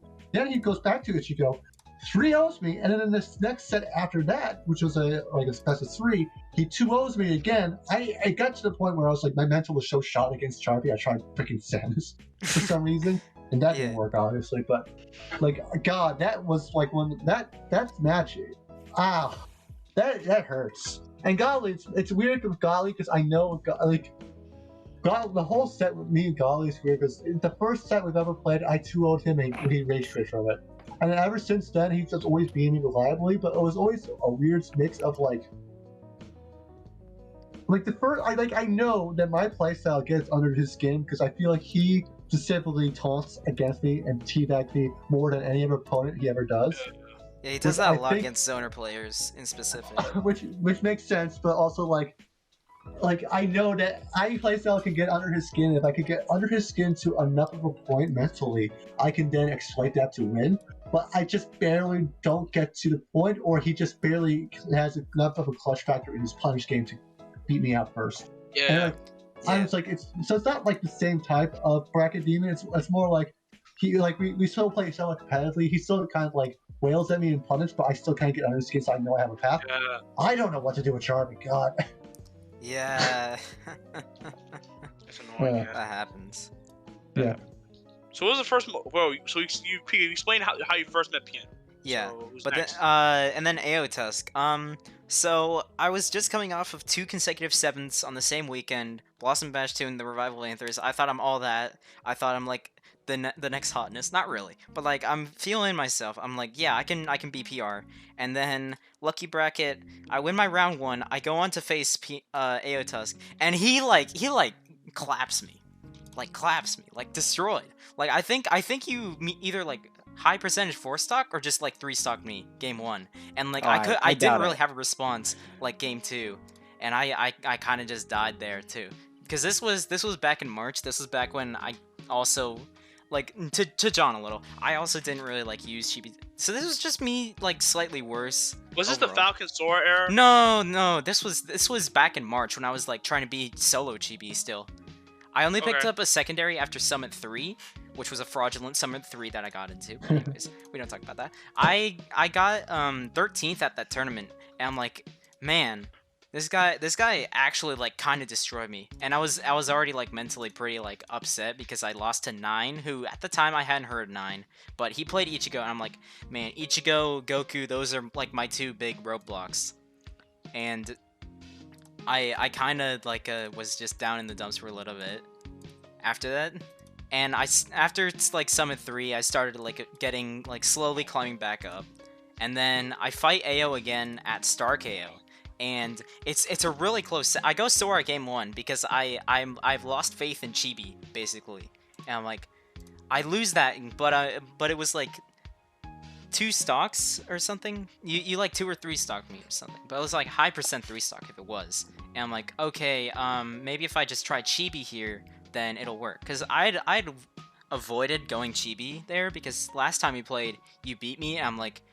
At that point, I'm like, okay, if I lose to somebody or a character with Chibi once, then that means that the matchup is probably bad, unless it's like something that I realized, like, oh, I played bad, or it should have been closer, or something like that, or like it was close and I just played bad in that specific situation. And then I went Chibi game 2, and it was my first game win, I think, ever against you. And then game 3 was really close, and I ended up losing there. I think you were the first Chibi that I've ever like fought in tournament too. So that was really interesting.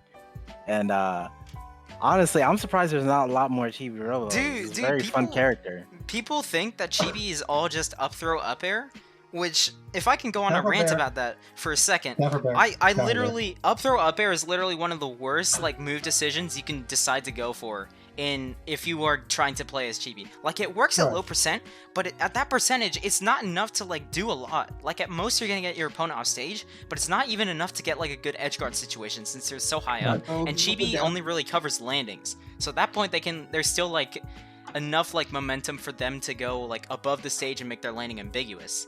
Right. But the thing too is that I know, because I remember back in 2021, before a lot of people here today, Chibi actually had a bit of a resurgence for a small period of time. Remember, I even tried using Chibi as maybe as a counterpick character. I think, was it RC who tried using Chibi a bit? I think.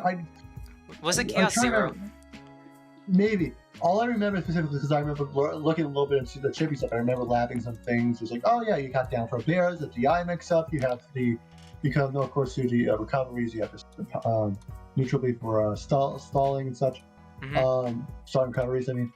But I do remember that Chibi has always been somewhat underrated. I think he's always been relatively mid-tierish, and I think the biggest reason why people don't really invest in Chibi is because he is still somewhat unconventional when it comes to punish. Not in a sense like, he doesn't have punish game, or he has a very abnormal punish game, like a Mega Man punish game. It's just somewhat different from like a lot of other characters, because like you kind of you kind of have to have like you have to have like spatial awareness, sort of like, oh, I hit my opponent far away, I can RC dash here and try and catch them with an up air if they do the bad DI or something like that. Right. But it's not like a punish that like is like easy as like, I don't know, some like more rushdowny character, but it's not also a punish where like you just get them in like a situation where they are stuck and you hit them with like 1,000 projectiles with like a typical zoner. It's something a little bit in between. Right. I have a question for everybody here, not just potentially me and AO, but what do you think is your weakness, your worst trait within bracket, I guess? Mental. Worst trait is that when I go up 1-0 and then I choke game 2, I just give up. That's one dish. That's like a big thing I noticed for me, at least. I think for me. Oh wait, you go ahead. Oh, Pika player, please go ahead first. I think. I think I know Quackus' weakness that he can't beat anyone in brackets. Nah, that's foul. Quackus. Wait, what? No, Quackus, what's your response?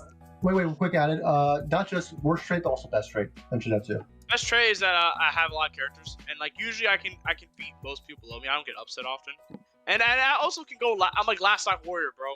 Last stock warrior, bro. In the same tournament, like warrior ace in that crew battle where you choked. Holy. Yeah, last stock warrior. I lost the last stock. See, I told you, last stock warrior. I don't win anything. I'm choker, but I'm last stock warrior. All right. I Fairness, guess. Quackus, we're taking 0 stocks in fair defense. But that's not his point. Holy. And What? I would have taken 1. Trust. No, you would not, bruh. No, Jay would have just up smashed you 8 times. You would have lost. true. I agree. Jay's cracked. The Pika can vouch, bro. Jay can be foul. Dude, when you play Jay, this is to get off topic, out of off topic. But when you play Jay, like bro does like the craziest like movement stuff. Like he reads your soul sometimes. I know. It's just Jay's. I remember I played him at session like yesterday. I was destroying him every game, but he's playing like ass. And that's because I went Peach. Like, I realized I can't. Noah's angry. I can only beat him with Peach. I want to beat him with Puff, but I can't do it. He's the kind of guy where you have to play your main to beat him. Like no, it's not even that. No, because if I go Peach, he'll just go Sandbag, and Sandbag destroys Peach. I hate that match. So it's a fucking coin flip. Like, does he go Sandbag? Or does he go Pika? And I lost the fucking 50-50. My I Peach actually looks so find bad. it harder to play people's secondaries than their mains most of the time. Yes. Like, I can beat his Pika if I'm playing well. I have to. But the issue I can't beat with Fox either, because he just fucking camps me when I can't.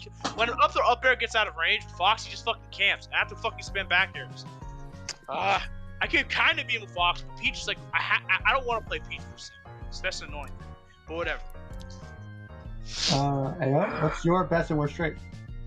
Ooh, yeah. For me, I feel like my best trait is I don't give up easily, or at least I don't I don't really make excuses for myself. If I lose, I try to look to myself first before trying to blame anything, and I don't really complain a lot about character design or the matchup. I kind of just accept the reality as it is and try to roll with that. But I feel like my worst trait kind of counters that. For me, I don't. I feel like I never really have a sense of direction in terms of what I need to do in order to improve as a player.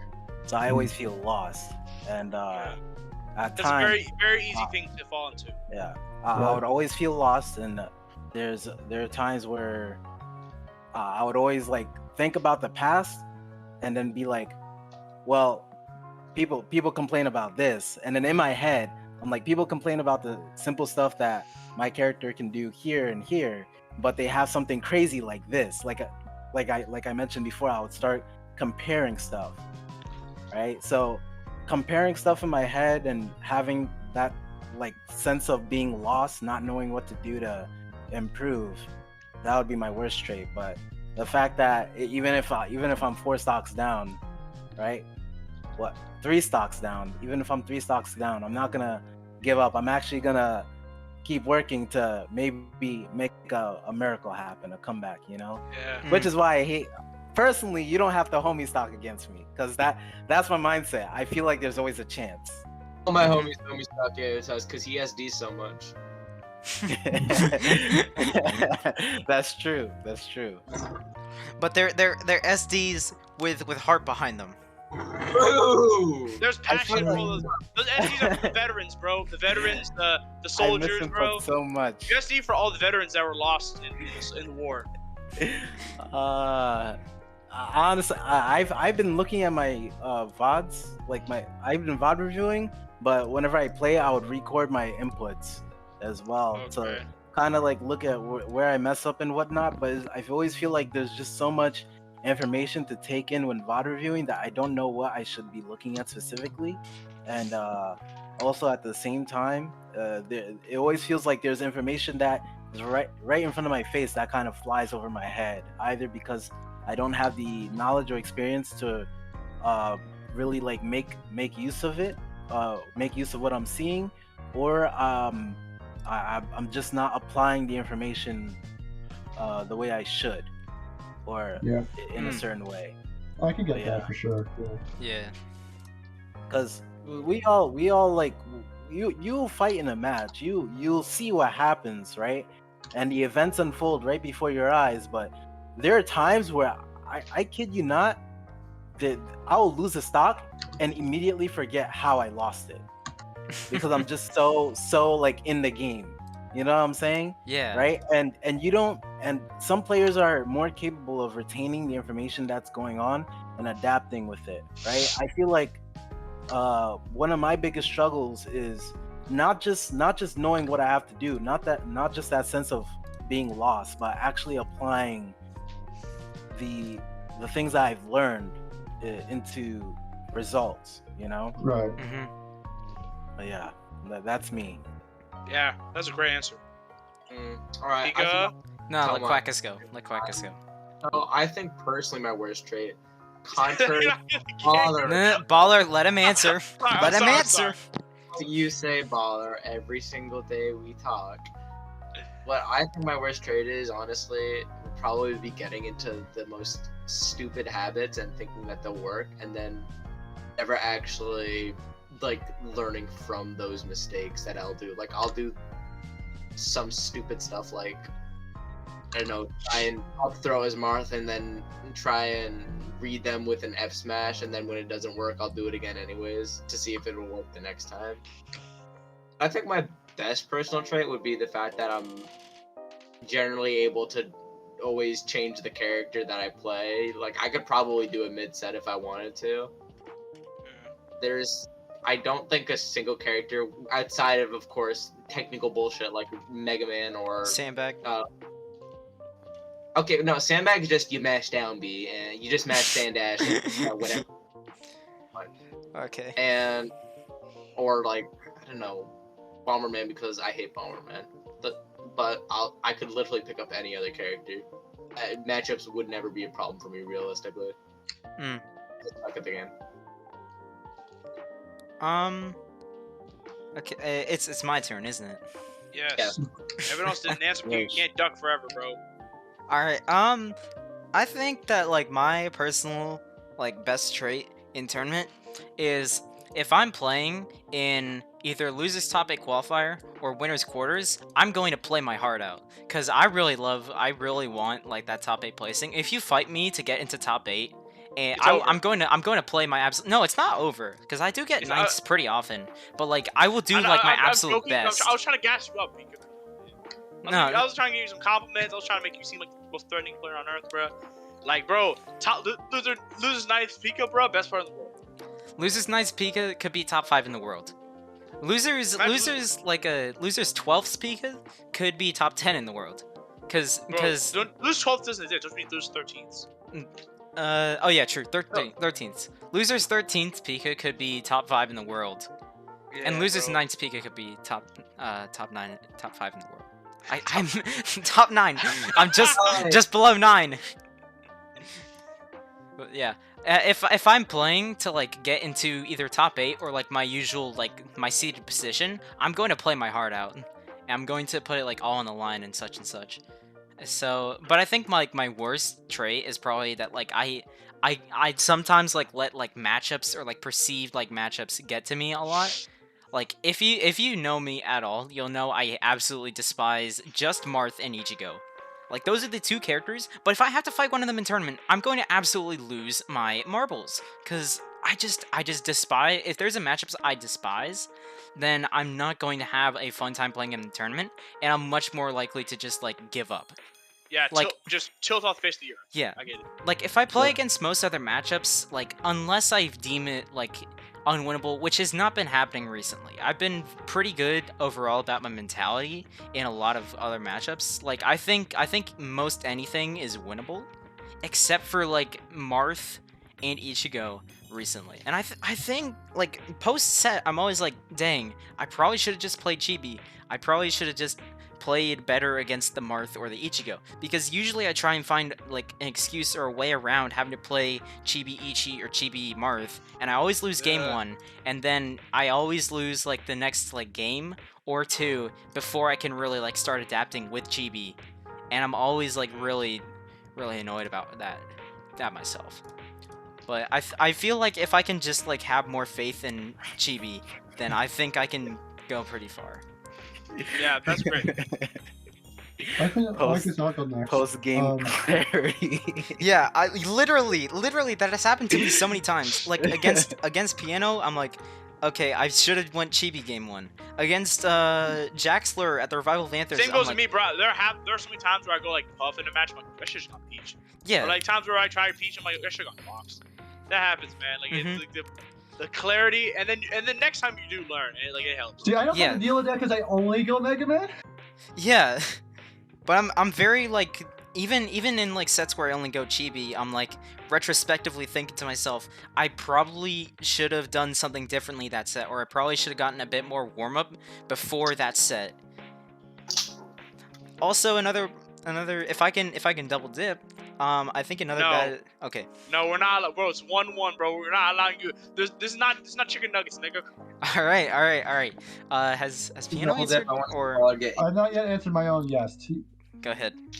So I would probably say my biggest strength is actually my mental, like specifically my mental attitude too. I've seen so many people get really upset at losing for whatever reason, and I realistically never get phased. Like quite literally, and not just talking about just in terms of Flash. Like I've seen this also in Ultimate, especially like the mentality of, oh, I lost. I have a game I should have won in, or a set I should have won in, or get upset, or this or that, or I didn't get the result I wanted to see. All this stuff, like, am I disappointed in myself for not going farther? Sure. But do I get personally upset by it? Physically, mentally, emotionally? No. I think there's only been really 2 times in my entire Flash 2 time where I realistically felt that I am upset by whatever result I had. And it was the situation I was in for whatever reason. I think it was, the first one was way back when I got 33rd or 49th or whatever in Battle 3, because that was like a really negative result. I think that is what kind of caused me to not play for the rest of that year, and like in bracket. And the second one was Flash Summit 2, not at all in control of my, like, a game I won or lost in, but specifically was like, it was when, so I got 13th or 9th out of the tournament, I forget which, but we were waiting for AK to come back because he was absent from the entire like round 1 Robin stuff because he was busy with something, and this was already known in advance. But he was like extra late for like another 2 hours beyond that, and I told Tiller that, could you please DQ AK because he's not here right now, and he said, okay, I'll DQ. 5 minutes later, AK comes back after like we confirmed DQ, and then we un-DQ'd it, and that really did like at first frustrate me significantly. But that was like, that's a very understandable frustration. It was like, of the rules of what happened with a lot of leniency that happened in that bracket. Realistically, I should have gotten the bye, but either way, like realistically, like look, a 33rd from 2 years ago, and that instance was out of my control. That I really have not gotten upset or. Yeah, that's a really good stat line. Yeah, like I've gotten poor showings. I got upset before. I got hyper. I got upset by. You know, Hyper's really good. I wouldn't even call Hyper a bad loss. Like, Hyper's none of the losses I get are really bad losses either. Most of my like statistically they're bad losses, but like in terms of like actual skill, it's probably just like them being underseeded because they haven't entered much or whatever. True. And like again, like for me, like I don't really get that. Even if I get upset by like Pika, like that is like more of a proper upset, arguably. But I wasn't really that upset by losing realistically, because Pika's a good player.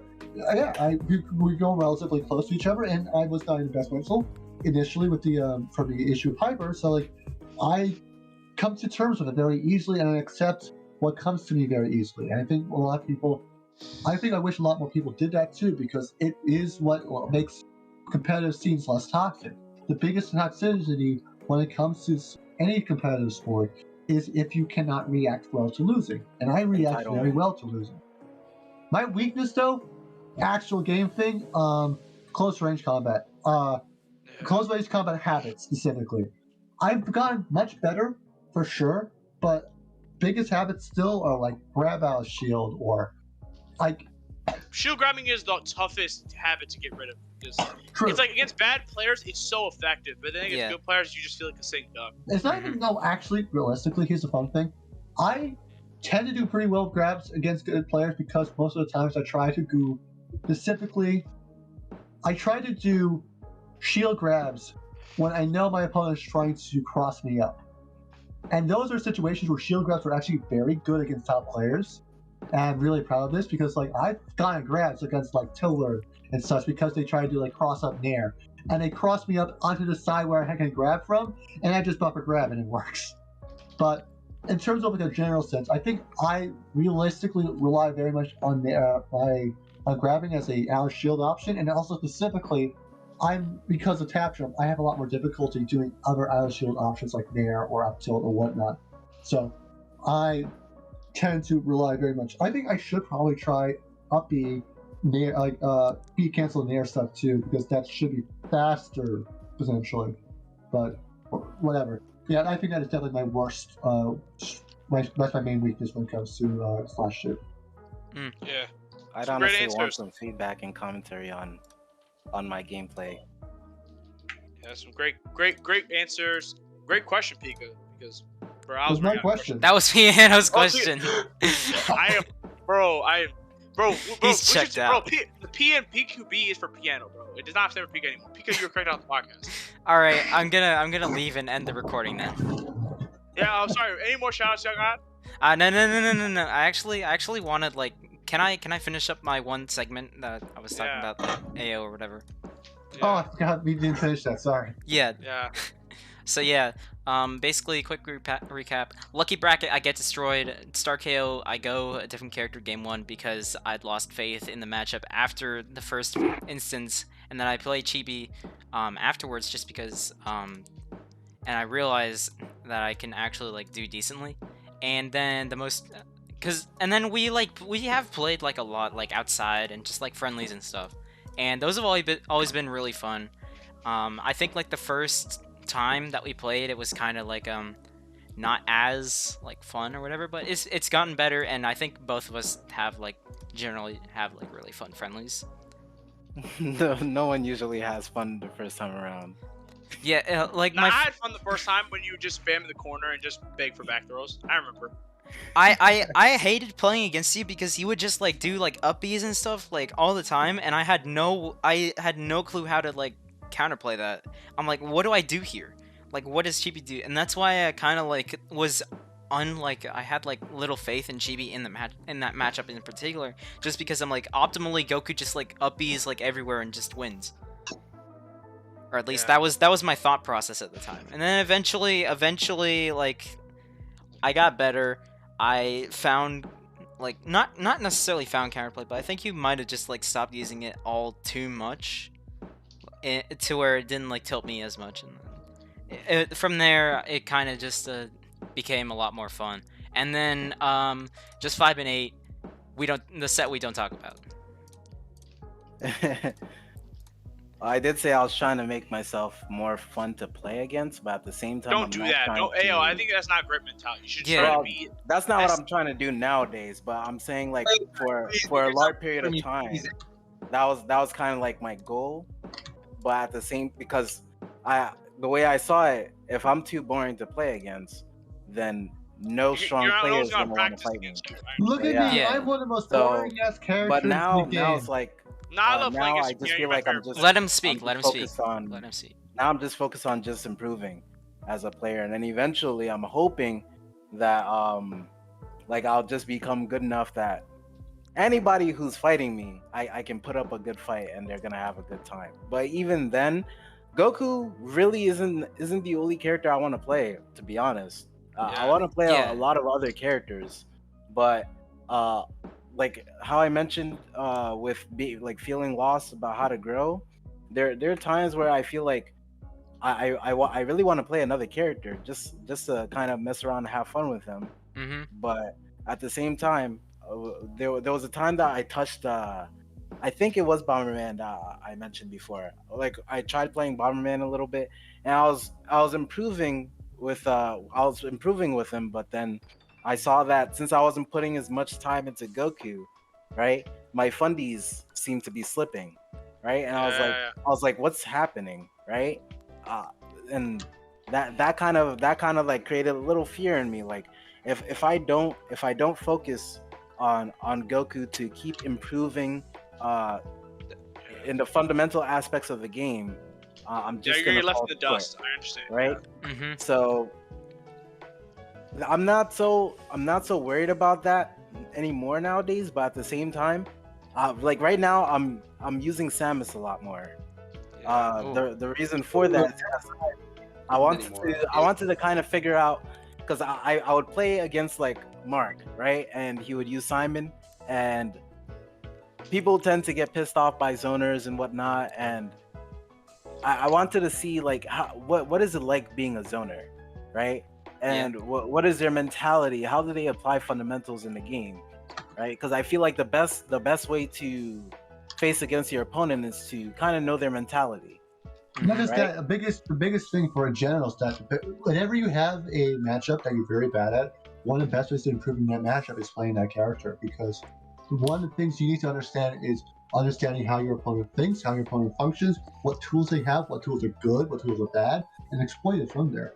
That is one of the best advices, besides like reviewing your own sets, is using your opponent's tools and their own characters. Not necessarily to a bring them in bracket sense, but just becoming familiar with all characters in the game is very important for this type of play platform.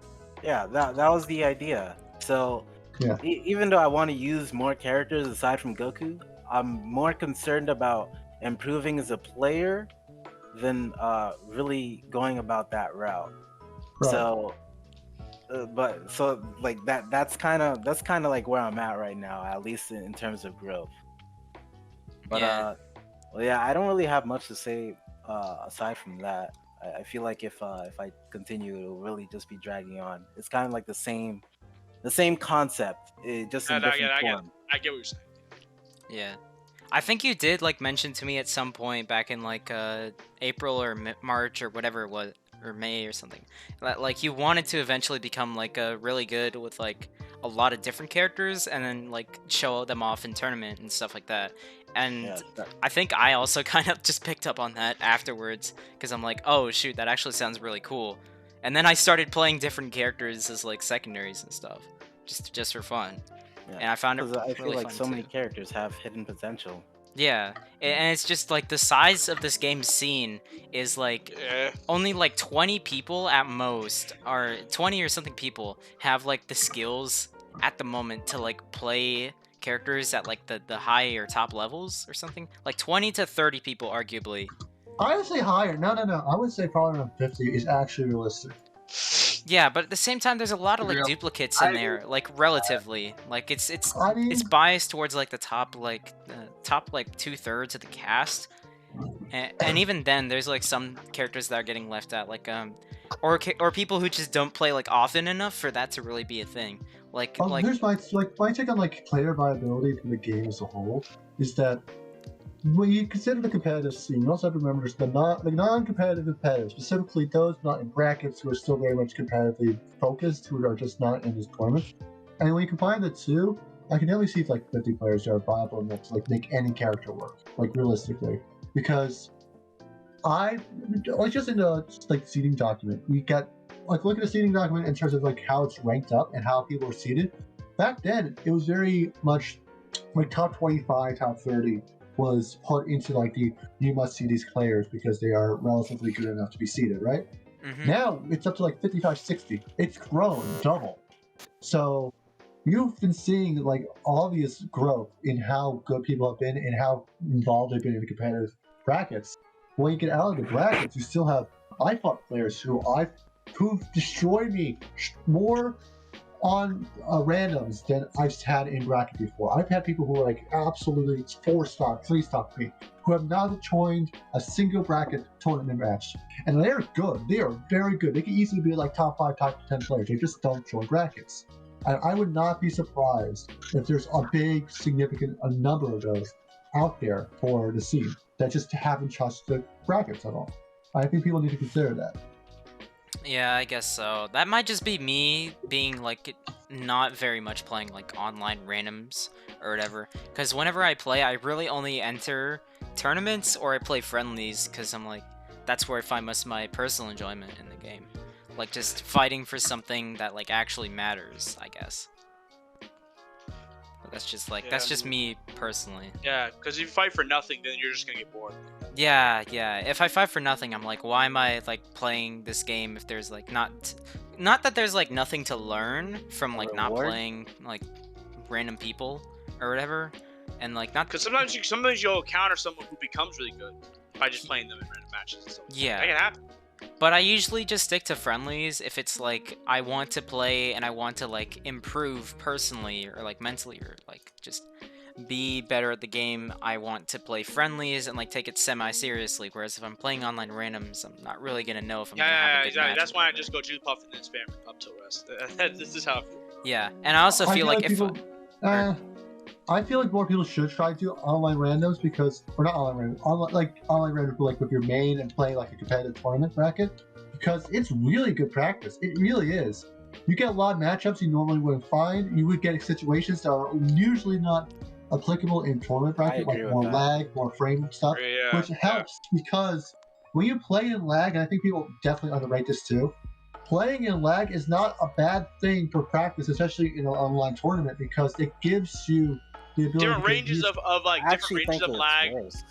Yeah, like when there's ranges of lag that are very much viable in like bracket that you will experience that you'll need to get used to. Sushi lag. I wouldn't say that's viable. No, sushi lag will never be in tournament. Nah, that's like something you lag clause for, respectfully. I think Piano just bleeped himself. I think he got upset at himself.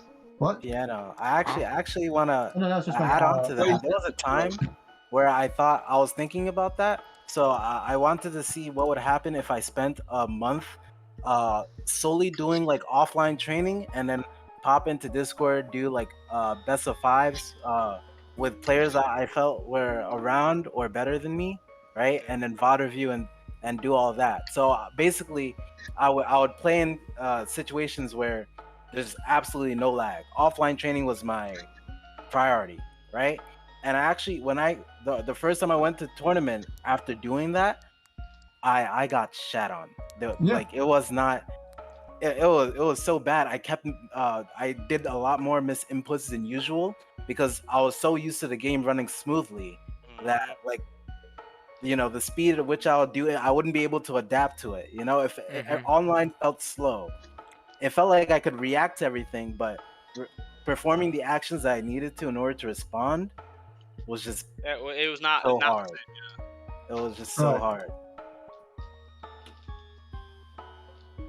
So yeah, I do think that practice online is a very, very important thing. Like, look, in Ultimate, you've got people like Onan who have just done quick play in Elite Smash for practice, and they beat Leo out of it.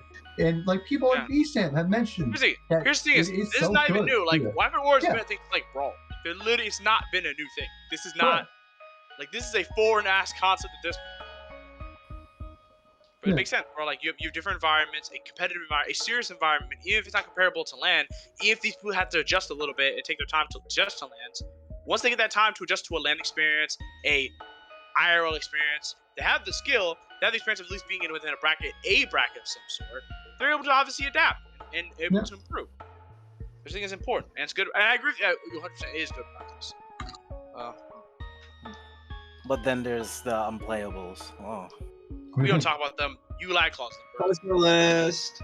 What a funny story. I always like saying. I think I've said it before, but it's just such a funny story, bro. I love it, bro. It's such a funny story, bro. It was like me, Billy, Apex, and Millen. We were just playing. We were playing some. I remember right? this. But it's such a good story because it's so fucking accurate. That like, and then what happens is someone hosting it was lagging initially, and right, it was like Apex had like 900 or 800 upload, 800 download, right? Me and Billy had like 150, 200 each, and then Millen had like 50 upload, like 75 download. It was like, what the fuck is this? What are you doing? It's so funny. It's like, it's so much worse than everyone else's. I remember I was in the middle of an After Dark. I was playing at some random Lucario, and it was running at like 20 FPS, like barely even, right? It was not that great of a FPS, right? And so I was literally like, okay, and I won the first game, so he couldn't say like, oh, you're only lag causing because you lost the first game. I won the first game because I'm an honest guy, right? And so I won, and that happens that he literally had 15 download, like 10 uploaded, like, and he was from fucking South America. Moments. How you in South America? How'd you get away with this? This is why niggas don't go to fucking goddamn Arcadians and fucking non-PRs and shit. Cause you can't. You're like a South American and a Latin player into a fucking NA arcade. What?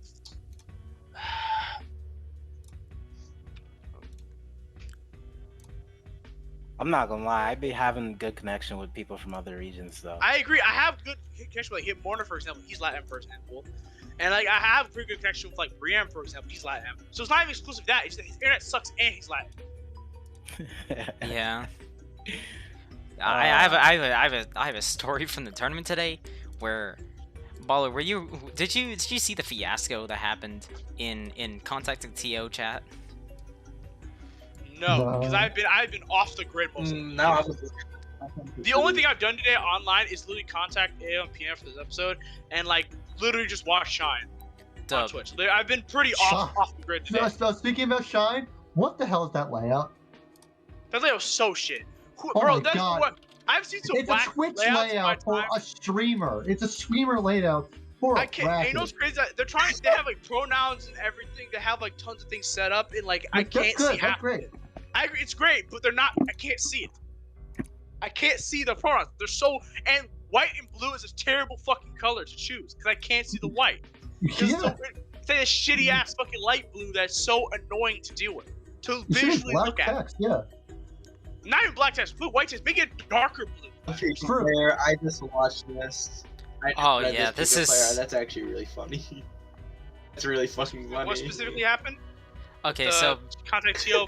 Let me look right now. Hold up. all right, so Is it an FFC obviously? Yes. okay, so y'all know Bobby Boy 777, right? Yeah. The Simon player, Bobby DI.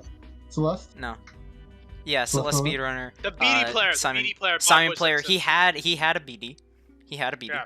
but basically, last time we played was at I think Voltitour 5, was it? Yeah, Voltitour 5 was the last time we because played. you don't lose to Simon. Yeah, I lost my first game actually because I went 0-2 game CSS, 1. I know. And That then he threatened to lag clause after game 1 after he won. And it got me like really tilted. And I'm like, why would you do this? And he was like just joking or something. And then I ended up going chibi, I won the set. And then he said, okay, but next time I'm actually gonna lag clause you. So then we played today, and we played game 1. It finishes, there was like maybe one lag spike, but it helped him. He literally got 30% off of me missing a punish in lag because I input the wrong move because it was laggy. And then he calls over Bird and he's like, yo, lag clause him. And I'm like, why would you do this? And we spent like 20-30 minutes like I send my speed test and Bird is like, okay, play without any applications open, and Bobby's like, okay, there's still lag, and then he's like, okay, you two both stream to Discord, have somebody check to see that there's no lag. We do, there is no lag, and like there were two witnesses, Santiago and Briam, and they both said there was no lag on both of our streams. And then we finally end up playing game 2. I win, and then Bird is like, wait, why didn't you tell me that you'd already finished game 1? But it was just so annoying because it was just so annoying because no, actually, if you finish game 1, you can still lag clause. So I don't know why. Yeah, you absolutely. Yeah, I beat this fuck ass nigga Lucario with 10 fucking upload and 20 download. Only after you've started. But you can only be the lag clauser if you win, right? No, you can lag clause even if you win or lose. But if you start game 2, then you can't lag clause. That's the official ruling. You have to do the lag clause before game 2 starts. I feel like that's kind of an option select though. Oh yes. Yeah, because I feel like you can I feel lose like you have game to 1 stop mid-game. and then lag switch after game at like game 2. So like it doesn't even really stop like lag switching or anything. But like our internet, my internet's good. He has Ethernet. There's no way of solving any of this ever. There's not even a ruling of what is even good internet. That's super subjective. There's only like the minimum, which is like whatever, like 15 Some ping. super minimum like 15 like down upload 25. We don't talk about my we don't talk about my speed test. Okay. I'm not gonna lie. There was a time where I upgraded my internet just so that I could see, better improvement on like how my games would run and everything. I had like 200 megabits per second, or no, wait, it wasn't 200. It was 2,000.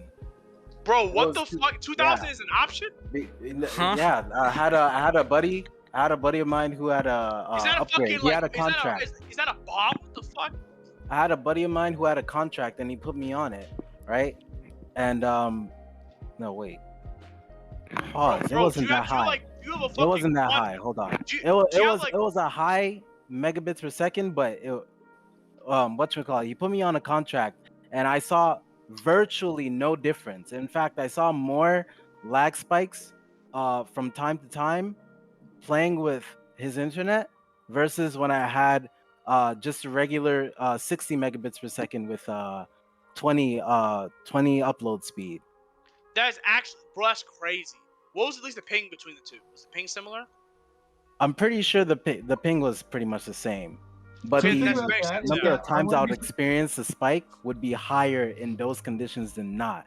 I'm not that surprised because I wouldn't be surprised if the reason why higher upload download could cause more lag spikes is by having such extremely high highs against the average person. That would be like a big jump, and that might be why it causes like more lag spikes that would be more noticeable because the average would probably be around maybe 60, 80 megabytes per second or megabits per second or whatever. Like I know I have like a really good internet when I'm at college, and it's like 500, 600 upload download or something like that, which is not as high as what you're describing. It's still pretty high, but I didn't notice anything because I think that's much lower and therefore much closer to what most people have. So that's probably what it was. At least my guess. Could be talking about my ass. Who knows? Shit. I'm just happy that AOTUSK doesn't like lag clausing anybody. That's all I'm happy about regarding lag.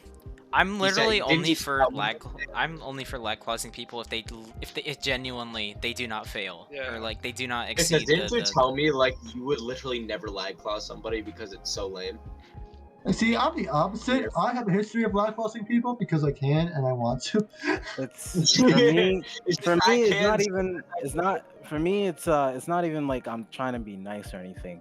I know friends who had a 300 ping, and I still played against them because I did not have the courage to just lag clause people. I was too much of a good kid back then, bro. Well, for me, like I've lag claused Arnie. I forgot how to pronounce his name. The Pac-Man. Anaron. Anaron, thank you. I don't know why Yeah, it the slipped my Pac-Man mind. from Bosnia. Yeah, I flag caused him a couple times, partly because we just couldn't get games to start in the first place. So I think that's a little fairer. But I've also like flag caused J-Mac before, and I think that's a bit fair too. Bro, J-Mac Internet is the biggest meme ever. I swear. No, people don't chew. It's the biggest fucking meme because Dude, it can either- run Like, fine, like and then like, bro, his family in Atlanta, bro. I don't know how the fuck they got such inconsistent internet that all the top players can just lag clause him half the time. How are you the second best player in the world if internet this ass? I'm actually. He has Ethernet too. Is the crazy How thing. you have Ethernet and you're like one of the best to ever touch SM2 and you're the second best player in the world and people are lag clausing you? Yeah, Dude, How's this Yeah. worse than Golly's internet? I thought Golly's internet was questionable. yeah. Because I love saying the story. I don't think I've said the story on this podcast before.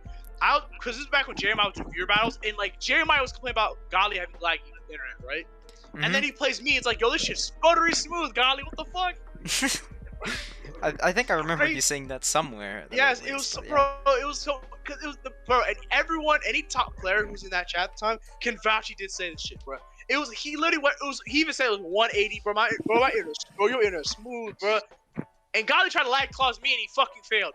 Cause I beat him in a non-PR. Because what happened is that he played Link. Falcon gets me game 1, he lost. He went Link game 2, he beat me. Game 3, he choked a 3-stock to 1 lead as Link, and he got butthurt mad, beat his ass. And then he lag claused me, he failed, and he went down to losers. he So, lag I'm claused still you not- in game 3 and After lost. I won the set, I already won the set is over, I should move What? on to winners. He lag claused me and failed. He Imagine. actually did that shit. This actually Post- happened. Set match clause. Post-set match clause. No, because I beat game 3. He was up like a full 3 stocks to my 1, and he choked that shit. He's like, "Yo, the lag happened, bro. It's lag." And, like I had better internet than him. I do. Anyone who's played, but Pika, you can vouch. I had better internet, right? I haven't played Godly in a little bit, but I think Back then we you had could a vouch. bit. Back Yeah. then specifically, you can vouch. My internet's better than this. When was back then? Like when JMI was still doing viewer battles. I mean, like May or so. Oh, Uh, when I played Godly, like the one time I played Godly in like 2021, yeah. I still had like my trash net, so I can't really say. But our set Did you not play Golly this year? no, because this year I actually have like decent net. But like, No, but was his internet worse than mine though? That's the thing. 'Cause I've played you plenty of times, right? But at so- least but I'm saying, at like, least nowadays, I think your net is either like I think your net is probably like slightly better than Godly's is. Or Yeah, exactly. maybe So it's yeah. just the connection from Florida to Canada versus Florida to Midwest. Yeah, but still, you can still vouch overall my internet's better than his. Not by a lot nowadays. I think God's internet's gotten better over the years, but Nah. it's still crazy how J-Mac has some. I haven't played. And the thing is, I can vouch J-Mac's internet got slightly better over the years because he used to actually just straight lag back then. And he was a top player, so I didn't want to lag cause a top player. Yeah. Yo, you don't want to get J-Mac out of the bracket, you a bitch. Yeah. Imagine that, like, bro, imagine lag clause the best player in the world. Mhm. You can't try and lag clause the best player in the world. You really can't. Yeah. Like imagine trying to lag clause fucking like Mango when he was number 1 or some shit like that. Imagine that. Like that. Imagine Mango entering a net play weekly and getting lag clause by like The viewership would drop so much. Imagine Everyone instead of lost. Mango getting upset by what's his name, Fizzwiggle or whatever, he just got lag claused Yeah, lag clause by Fizzwiggle. In offline. in offline. Bro, he put Everyone's in the venue, and after Mango won game 1, he just he gets vac banned. He's just caught. bro was altering the he put Banned from a all future filter tournaments. on the CRT so that like the images appeared like 5 seconds later or something. It was so fucking funny. That was so The input delay, dude. Bro, but I can't play against Mango, man. His stock code, bro. I can't react to side B. Dude, you ever play against Mango? Dude, it's like he just abuses the lag. Just abusing the lag, bro. Mango's such a lagger. Oh my gosh. But yeah, Oh, my yeah. personal story with like lag clausing is I had a trash like 2011 Lenovo in like 2020 and 2021, and I would enter and I would like not lag clause people because I'm like, oh shoot, I'm going to lose if I lag clause. I'm And I gonna also had lose this trash. shit. I would rather Victor! I would rather play out a set I have no chance of winning. I wouldn't really realize if I had no chance of winning anyways, cause like I at most I'd probably get like tilted after game 1 and then just DQ anyways. But I still hold this to like this day. I don't usually lag clause people because I've been in that situation where you just have like bad internet or a bad computer or whatever, and you don't really have like the means to. I was playing in SFG terms with the Chromebook. I understand. Yeah, like you don't have the means to like get a better net, and like if I recognize that either like you're good or you're really trying to get better, and you're not like The net I have right now is the same I've had for the past like when I was still in America 5 years ago, but now I have an actual computer. yeah. That's the one difference. Mhm. Hmm. Yeah, we're running 3 hours on this podcast, bro. I don't know. Go. This is the longest one by far, actually. Even Yeah. because the first episode was like an hour and some change. The We second have was 2 gone hours. up by an hour each time. Bro, it's gonna be a 4-hour debate. On like what, bro? How much, bro? What's your stance much- on Bandana D? What's your stance on Tier school list. Oh my god. Last year we had each person with a tier list. We compare each one. loans? Bro, what happened to that tier list? Remember we were supposed to submit tier lists? Oh Like, yeah, a little yeah, while yeah. back? For the What video, dude. Boink was supposed to edit part 1, and then he got really busy, and he couldn't finish part 1. And Ender is supposed to record like the script for the rest of the parts, and such. But he only got up Was to a tier part list 2 video ever. planned? Yeah, No, it was a community tier list basically. And I was supposed to edit part 2. I didn't really get around to that because I had to do like streaming and Wait, stuff wait, and like wait, everything wait. else. Wait, how did you do it? Was it like a It was a Google poll form? basically. Yeah, Google form. Like rate each Okay. character in the meta as of now from on the scale from 1 to 10. Oh wait, no, I did. I did respond to that. I think. Yeah, I was thinking about it and then I didn't because I didn't See, the have the funny time thing to. is, I did the same exact type of I don't poll. Okay, so I did the same exact type of poll, but for Mega Walls and Hypixel, only for the purpose of actually balancing characters. So, I mean, actually, it worked well. Funny enough. Basically, what I did was just I did a community poll, put each character, say. So I didn't do a tier list. I just say it's rate from 0 to 10, or whatever, with the middle being balanced, so X being overpowered and X being underpowered. And then I just averaged it, and then I took the most extremes on each side to balance. yeah, you took out the outliers, obviously like a normal Mhm. balance, right? statistical deviation stuff. Mhm. Yeah. Like That any worked sort of well. ranking, any sort of discussion, I guess. Yeah. Yeah. So- Any thoughts? Any last shout outs you want to make? Honestly, I was gonna this ask would a probably question. be Okay, what question you the got, AO? podcast I've had. I was actually gonna ask because we talked about what YouTube videos we watched. I was actually curious, what games do you guys like to play outside of SSF2? All I right. like What do playing you like to do CS:GO, for but I fun? suck at it. I'll go. I like well right now. Terraria Calamity because that is really fun. I also like playing Minecraft because, as you know, Hypixel and all that. I want to actually put two shout-outs of games that are not as well known, but specifically I want to promote. Tunic, my personal game of the year for this year by far. Tunic is I've heard some good Tunic things is about the game. amazing. It is more or less, if you like the old classic, not the 3D, but the top down to the top down to the Zelda games, but with a little more difficulty in dodge roll. Not like a Souls game or anything, just it has a dodge roll. It's really fun. It's really well made. It has like the puzzles, it has the combat. It's so good. And the music's great, the aesthetics are great. Tunic's such a good game for this year. And the other game I want to also shout out, and it's funny because this is, Flash 2, we're talking about Flash games, a well-known Flash game for Smash. I want to shout out Starfighter Infinity. This is a game probably most people will not have heard of unless they grew up specifically on like Flash games and Congregate/Newgrounds back in 2008, 2009-ish. I was in that generation Newgrounds where everyone was transferring from Newgrounds to YouTube. I was in that time. Do you remember? Right. Where every Newgrounds creator was like booing on both the channels. I was around that time. Right. But basically, so Starfighter Infinity is the sequel to the Flash game Starfighter Disputed Galaxy, which is like a third of a series. And it's by Ben Olden Games, is the developer of it and creator. It is. Bro, what is happening? Am I in the They're Matrix? What is happening? I heard Bro, that a bro. while ago, and I was like, did no one else hear that? I thought it was just me. What is going on? Bro, I'm tripping balls. I'm tripping. Oh, so Anyway. bro. I'm like, is my internet cutting out or something? Because Is my what internet happened is, dying? Right before this podcast started, there was a tornado near my house, and it was like fucking. The trees were dying. It was raining everywhere. I got a fucking tornado warning. It was like beeping and shit like that. I was confirmed, like, is the tornado back? Is it back? But anyways, let me. So Starfighter Infinity is a top-down as well as like behind the ship style dog fighter space shooter MMORPG. It's very small. It's still early access, but you can still like buy it. It is. It's actually such an underrated like game as well as concept, and I really love it. It has like basics. I don't know if people may have heard. I think it was I forget what it was called. Not Eve, but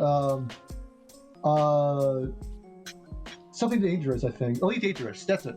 I've heard a lot of comparisons to Elite Dangerous. I think, and yeah, well, from my experiences, I just love Starfighter Infinity so much. It's a great game. It's basically you can buy a ship, like different ships with different stats. They have a bunch of different weapons you can select from, as well as some utility items. And you do is basically fighting other ships, like different factions.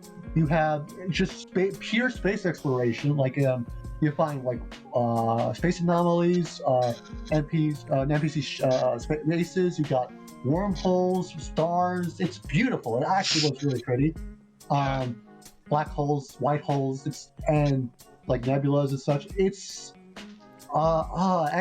actually really fun. It's very it's also very arcadey in a sense. Like it's not like you have like experience from just seeing ships you level up, but a level up is not like you increase stats. It's just that you unlock more things from leveling up, and those things are either better or have more variety to it.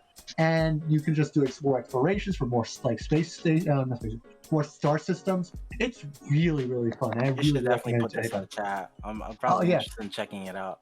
Yeah, let me put it here quickly. I also do the same thing for Tunic. And also, Yeah, I I was think gonna ask you for. I think Starfighter Infinity also has like VR too if you want that, because that's cool. So that's Starfighter Infinity, and also Tunic as well from Steam.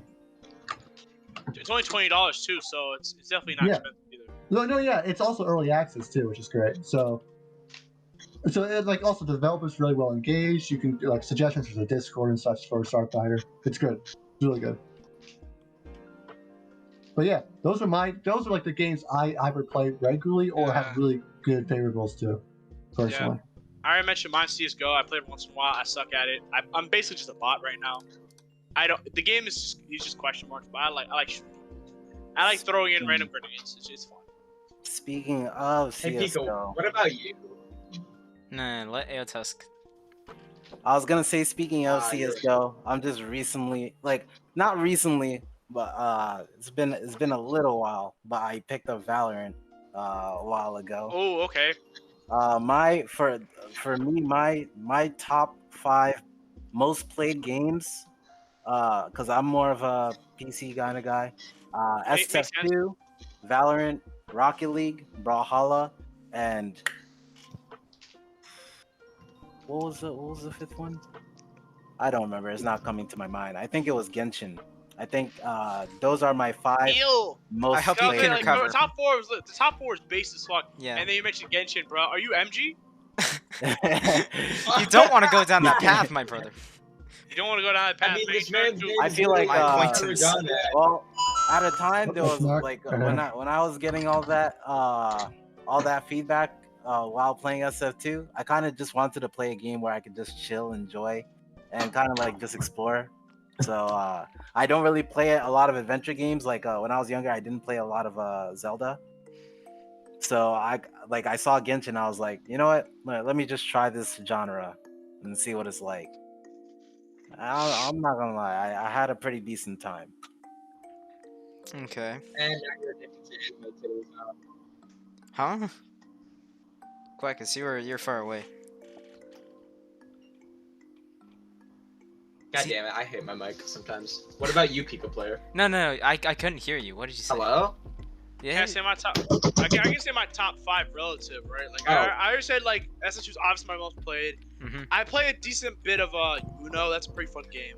I play CS:GO, decent amount. I got into Undertale recently. I maybe got to the first like maybe 2 hours, maybe hour in. It's fun. I haven't gotten that far. Everyone's first time in Undertale. It's always great. Right. Oh, if after Undertale, I would recommend Amori. Just throwing this out there, I recommend Amori. Amori's so And then good. 5th game, I played a bit of Mario Kart Wii recently with my little older bros, Ooh. my family. It was pretty fun. Dude, that's such Okay. a game. That's such a I was great playing game. Mario Kart with my family. It was pretty fun. Mario Kart Wait, Mario what's the Kart name? Wii is the Mario Kart. melee I of thought you said Marco. Marco Mario Kart. Mario Kart? Sure. Mario Kart Wii is the best Mario Kart.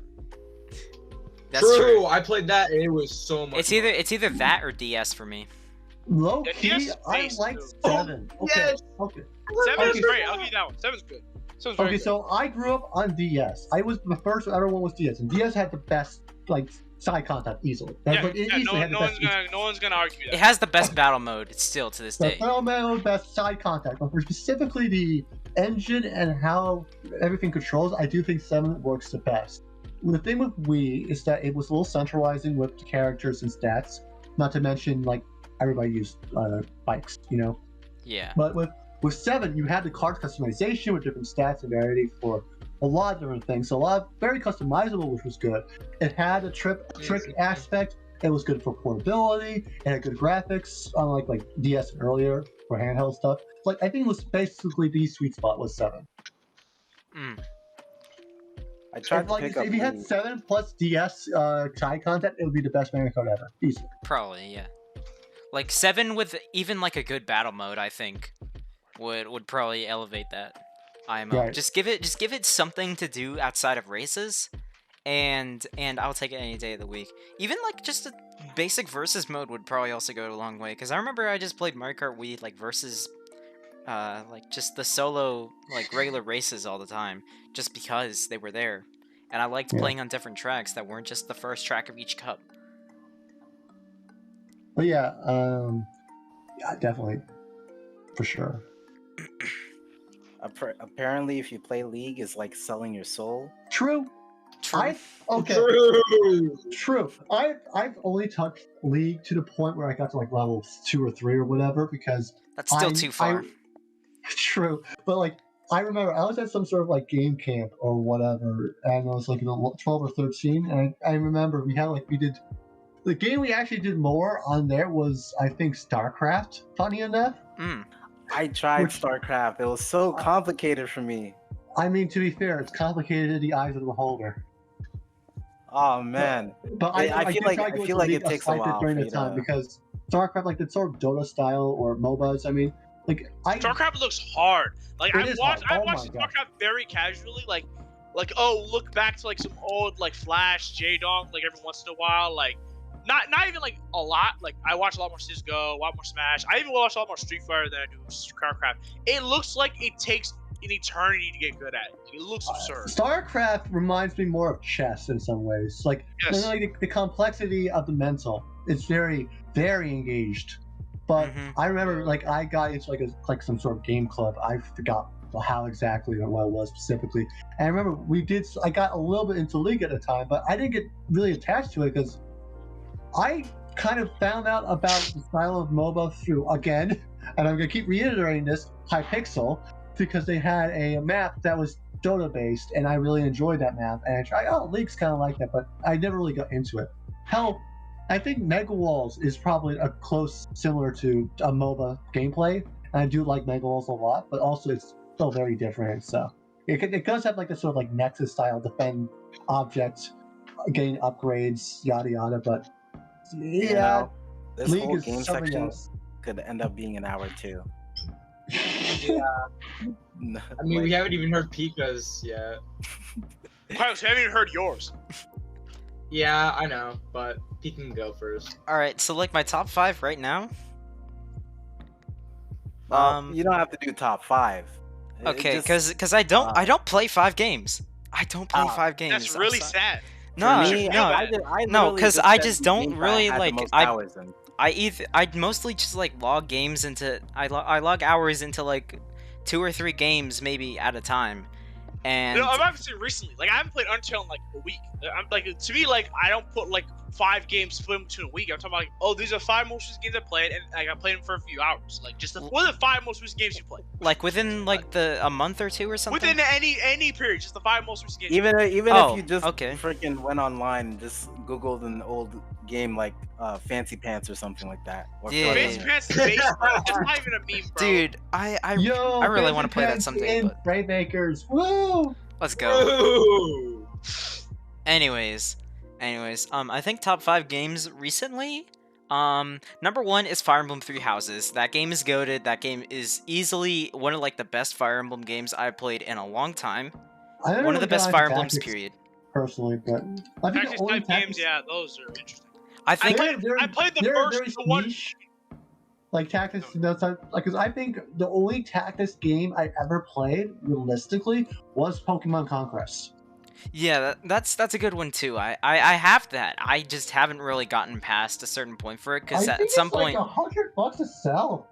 I got played, it. I got it for like 20 what bucks was or the something. first title they put in America? I think it's one with Will Lynn in it, right? Yeah, I think it's like one of the most expensive DS games you can find. Like straight up, if you want to sell that, that's like a quick 100 or so. Yeah, but I'm I fine. don't I sell don't generally sell games. Same. If I Hey, have a what game, happened? I'm going to get around to it eventually. I'm going to play it Selling? eventually at some point. Like I have a couple of like DS games that I haven't gotten around to playing recently. I would play more DS games if I had a working R and L button. True. That's why I don't play a lot of DS games, because my DSi R and L buttons are really finicky, and my 3DS R button is just completely screwed, because like it's Right. constantly being like registering the input for holding it down, so I can't So play for most me- games. For Except me, for, what like- it is that my L and R buttons, like actual track, they just don't register at all. I actually have the common part that you get for replacing it to fix it on my desk for my dad to try and fix it like 5, 6, 8 years, 12 years ago. I don't know how long ago we got it. I don't even know if it still works. But I've been basically waiting for my dad to fix it, but he never has. So That's crazy. I can actually tell a story similar to this. For the longest time, I have 2 brothers who I play games with, and we have 3 Xbox controllers. And one of them is like, it's on the verge of on its deathbed. 2 of them still work pretty fine. One of them has like the rubber off of the C-stick, but it's basically, besides that, it's good.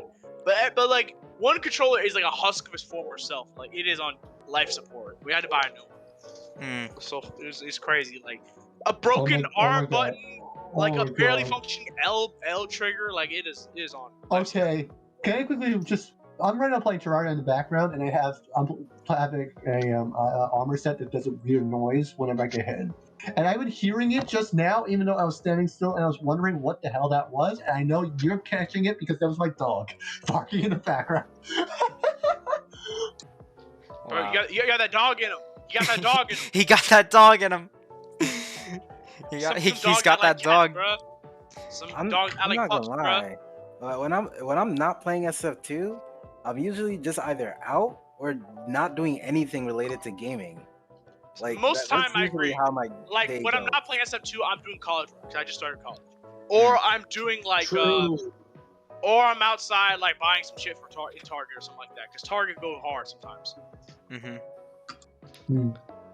Bro, Target go hard, bro. Target saves my life sometimes, bro. There Yeah, are I times feel where, like the first time I ever like when I sit down and I'm about to like do anything related to like my PC that involves entertainment, if I'm not watching something, is almost immediately SF2.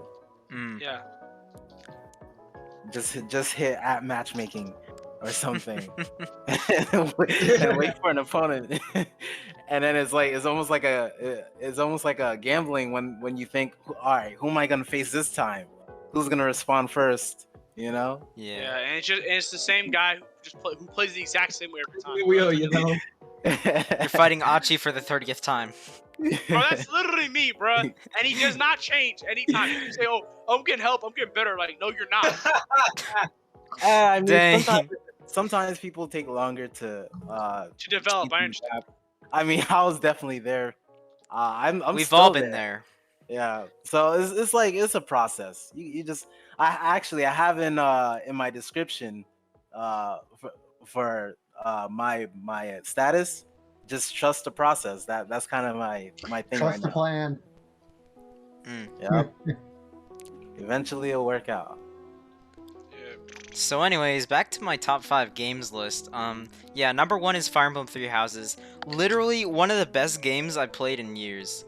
Like the game I can like trust you on that one. okay, like the strategy elements are really sick. Like I just really like how like the combat works and stuff. Like it feels super good just like planning like out your moves and like putting your units in like the right places and stuff. And I also just like really like the characters. Like the characters make the game. Like you can have a game that's like really good like in terms of like the combat and stuff. That's Fates for me. Fire Emblem Fates. Like the combat is like actually the best in the series. Like Three Houses gets close, but Fates is genuinely like the best combat in the series hands down because like that's Yeah. it's so much more like involved and in depth. That gives me a lot of Honestly, I've I've always been loved hearing so many good things about Xenoblade 3 that sounds like it's in a very similar ballpark for Xenoblade 3. I would never play a Xenoblade game. Those games are made for people who have never touched grass. And those are people who've never What? touched women. Yeah, people who've What? never touched Wait. grass and never talked to a woman. Except for Jeff. Jeff Well, is are space, you- but he plays Xenoblade. Wait, Who- are you Wait, are you talking about I don't Xenoblade or own the specifically own the Xenoblade game, so 2? I tried talking about looking every at, single Xenoblade. Every It's I tried Xenoblade. looking at the literally gameplay. just Does anybody Xenoblade. watch any games on YouTube? Like I'll just let you know right now. I watched I Naruto, never, bro. I never had Spider-Man PS4. So when it came out, I would like watch it using, I think his name was Bran. I think that's the YouTuber I watched it through, and honestly, it was a pretty fun experience. Especially when there's commentary. You really don't want to watch a game with story without any kind of commentary, unless they interject during the cutscenes. When the cutscene is going, shut up. I want to hear what they're saying. You know? Yeah. Bro, I watched a lot of CS:GO, and like, what type of CS:GO videos? It's like this. I gotta put this in. Bro, there's But yeah, no. what I was hold trying on, to let say me- earlier about Xenoblade, Xenoblade 1 and 3 from what I've been here. I played through and watched Xenoblade 1, and Xenoblade 1 is a great game. It really is. It's like Persona 5. It's really well made. Xeno 2, I can understand people hating that game. That game's just a little weird, just quite literally. And from what I've been hearing too from Xeno 3, is very similar to Xeno 1, and that's good. So if you like, Like, I that- watch a lot of this. I watch a lot. Of like the JRPG stuff, that's more similar to like a good story plot. Oh my god. That I remember when you showed that to us in the VC one night. It's a fucking fire video. You can vouch, Quackus. Yeah. It's a really good video. It was Yeah, so you much showed it. fun. You showed it to us when I was looking at freaking Eden Rocks. My Bro, goat. it was too good. Bro, this man was going hard as fuck. He's the reason I watch CSGO. This man is a fucking legend. Watch it, bro, AO, when this podcast ends, watch just 5 minutes of this video. You will get hyped up. You will feel like you want to mow some grass, and you will enjoy Bet. yourself. So yeah. All right. Dano, do you want to continue? I'm gonna add it to my full list of watch later. Yes, you're gonna watch it eventually. I promise you. So Pina, do you have anything more to say, or should I continue? If we honestly wanted to, we could drag this on for like 2 more hours. True. There's True. there's literally just so many things we could talk about. Yeah. Like, That's it's not true. even funny. P, at least wrap up yours. No, we could Actually break it wrap up into sections if you guys want. Like we No, could. we And to be fair, it is 12:30. Yeah. It's Yeah, very like, late. Yeah, but All right. Pika, hurry up. I Hurry up did what you say wanna that this game section could go on for an hour. I did say You that. really can't, bro. We have You shouldn't We have did. brought it It's up. just quite simply just read this feature. Anyways, yeah, Fire Emblem Three Houses, one of the best games I played in a long while, mainly for like the Yeah. characters. I love the characters, dude. Friggin' there's so many really likable characters in that game. I think there's only maybe like one that I don't like, and I can't even remember. If a character isn't good, at like worst, you like forget about them or something. Like the only like forgettable character I guess for me is like Ash, and like that's just some like dude, and like that's understandable. But yeah, the characters, the plot, the gameplay is all just really good. And then second most played is probably like SSF2. Third Yeah. most played No- is unfortunately Ultimate, just because I've played it a It's little. all- Or no, third most played is Melee. I forgot about Melee. I know you play a lot with Noise. Yeah, I play with Noith, Veggie a lot. It's really fun. I've been getting slowly better at it. Picked up Falco, and You used then to play with recently playing Jeff? Marth. I never played with Jeff, unfortunately. Jeff, I never really like got into playing Melee like that much. Whenever like Jeff was still around, it was mostly like something I picked up in the last like 2 months maybe. Or like I never really played it with Jeff in particular. So yeah, third most is Melee, and then fourth most is probably Pokemon Y, I guess. Like I I watched you play that Dragon Breed. You play so yeah, I have like technically around like 30-40 hours in it. I just played it. Do you even like Pokemon Y, bro? I think it's one of the more mid games. I just It's like mid. it for like the character customization because I found it a really Cool customization. I agree. yeah. It probably has like the best or like second best customization in the series, at least Yeah, from what I sure. can tell. Because I never played Sword and Shield, and I don't think I ever will. But for me, I don't like viewing customization as what makes a good Pokemon game because Ye- that's not really Pokemon. I know, but that's just what I like about that's just a faucet of why Okay, that I like. So for Like me, I and also this is- like the game just yeah. like as a game, and I really True. like how it gives you a lot of like Pokemon to play around with, a lot more because it has the 3 Pokedexes thing, and you can encounter most of the Pokemon within the main story, or at least within the first like half of it, or whatever. I do want to quickly mention though that of Pokemon, I have 2 games that I consider the best 2 of the series. Well, 3, I guess. Pokemon Black and White. Mm-hmm. Yeah. Pokemon Mystery Dungeon Explorers of Sky. Okay. Yep. Yeah. And Legends Arceus. Quite literally, Legends Arceus is top 3. Yeah.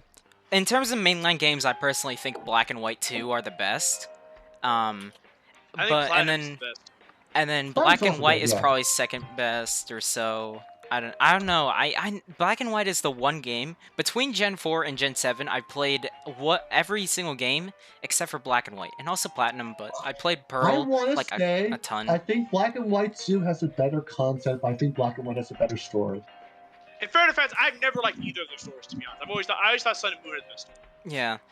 And also in fair defense, I mostly have like nostalgic value since White 2 was the first game I owned, not the first game I played. I played Pearl a long time before that, and a lot of White and a lot of various other games. Like I played Smash Bros before, so I only really played Smash Bros for like the Pokemon characters. So I basically just viewed it as Pokemon fighting That game. explains or why you're something. called the Pika player. Yeah, yeah. And I was always like more of like a Pokemon sort of guy before I even like played White 2.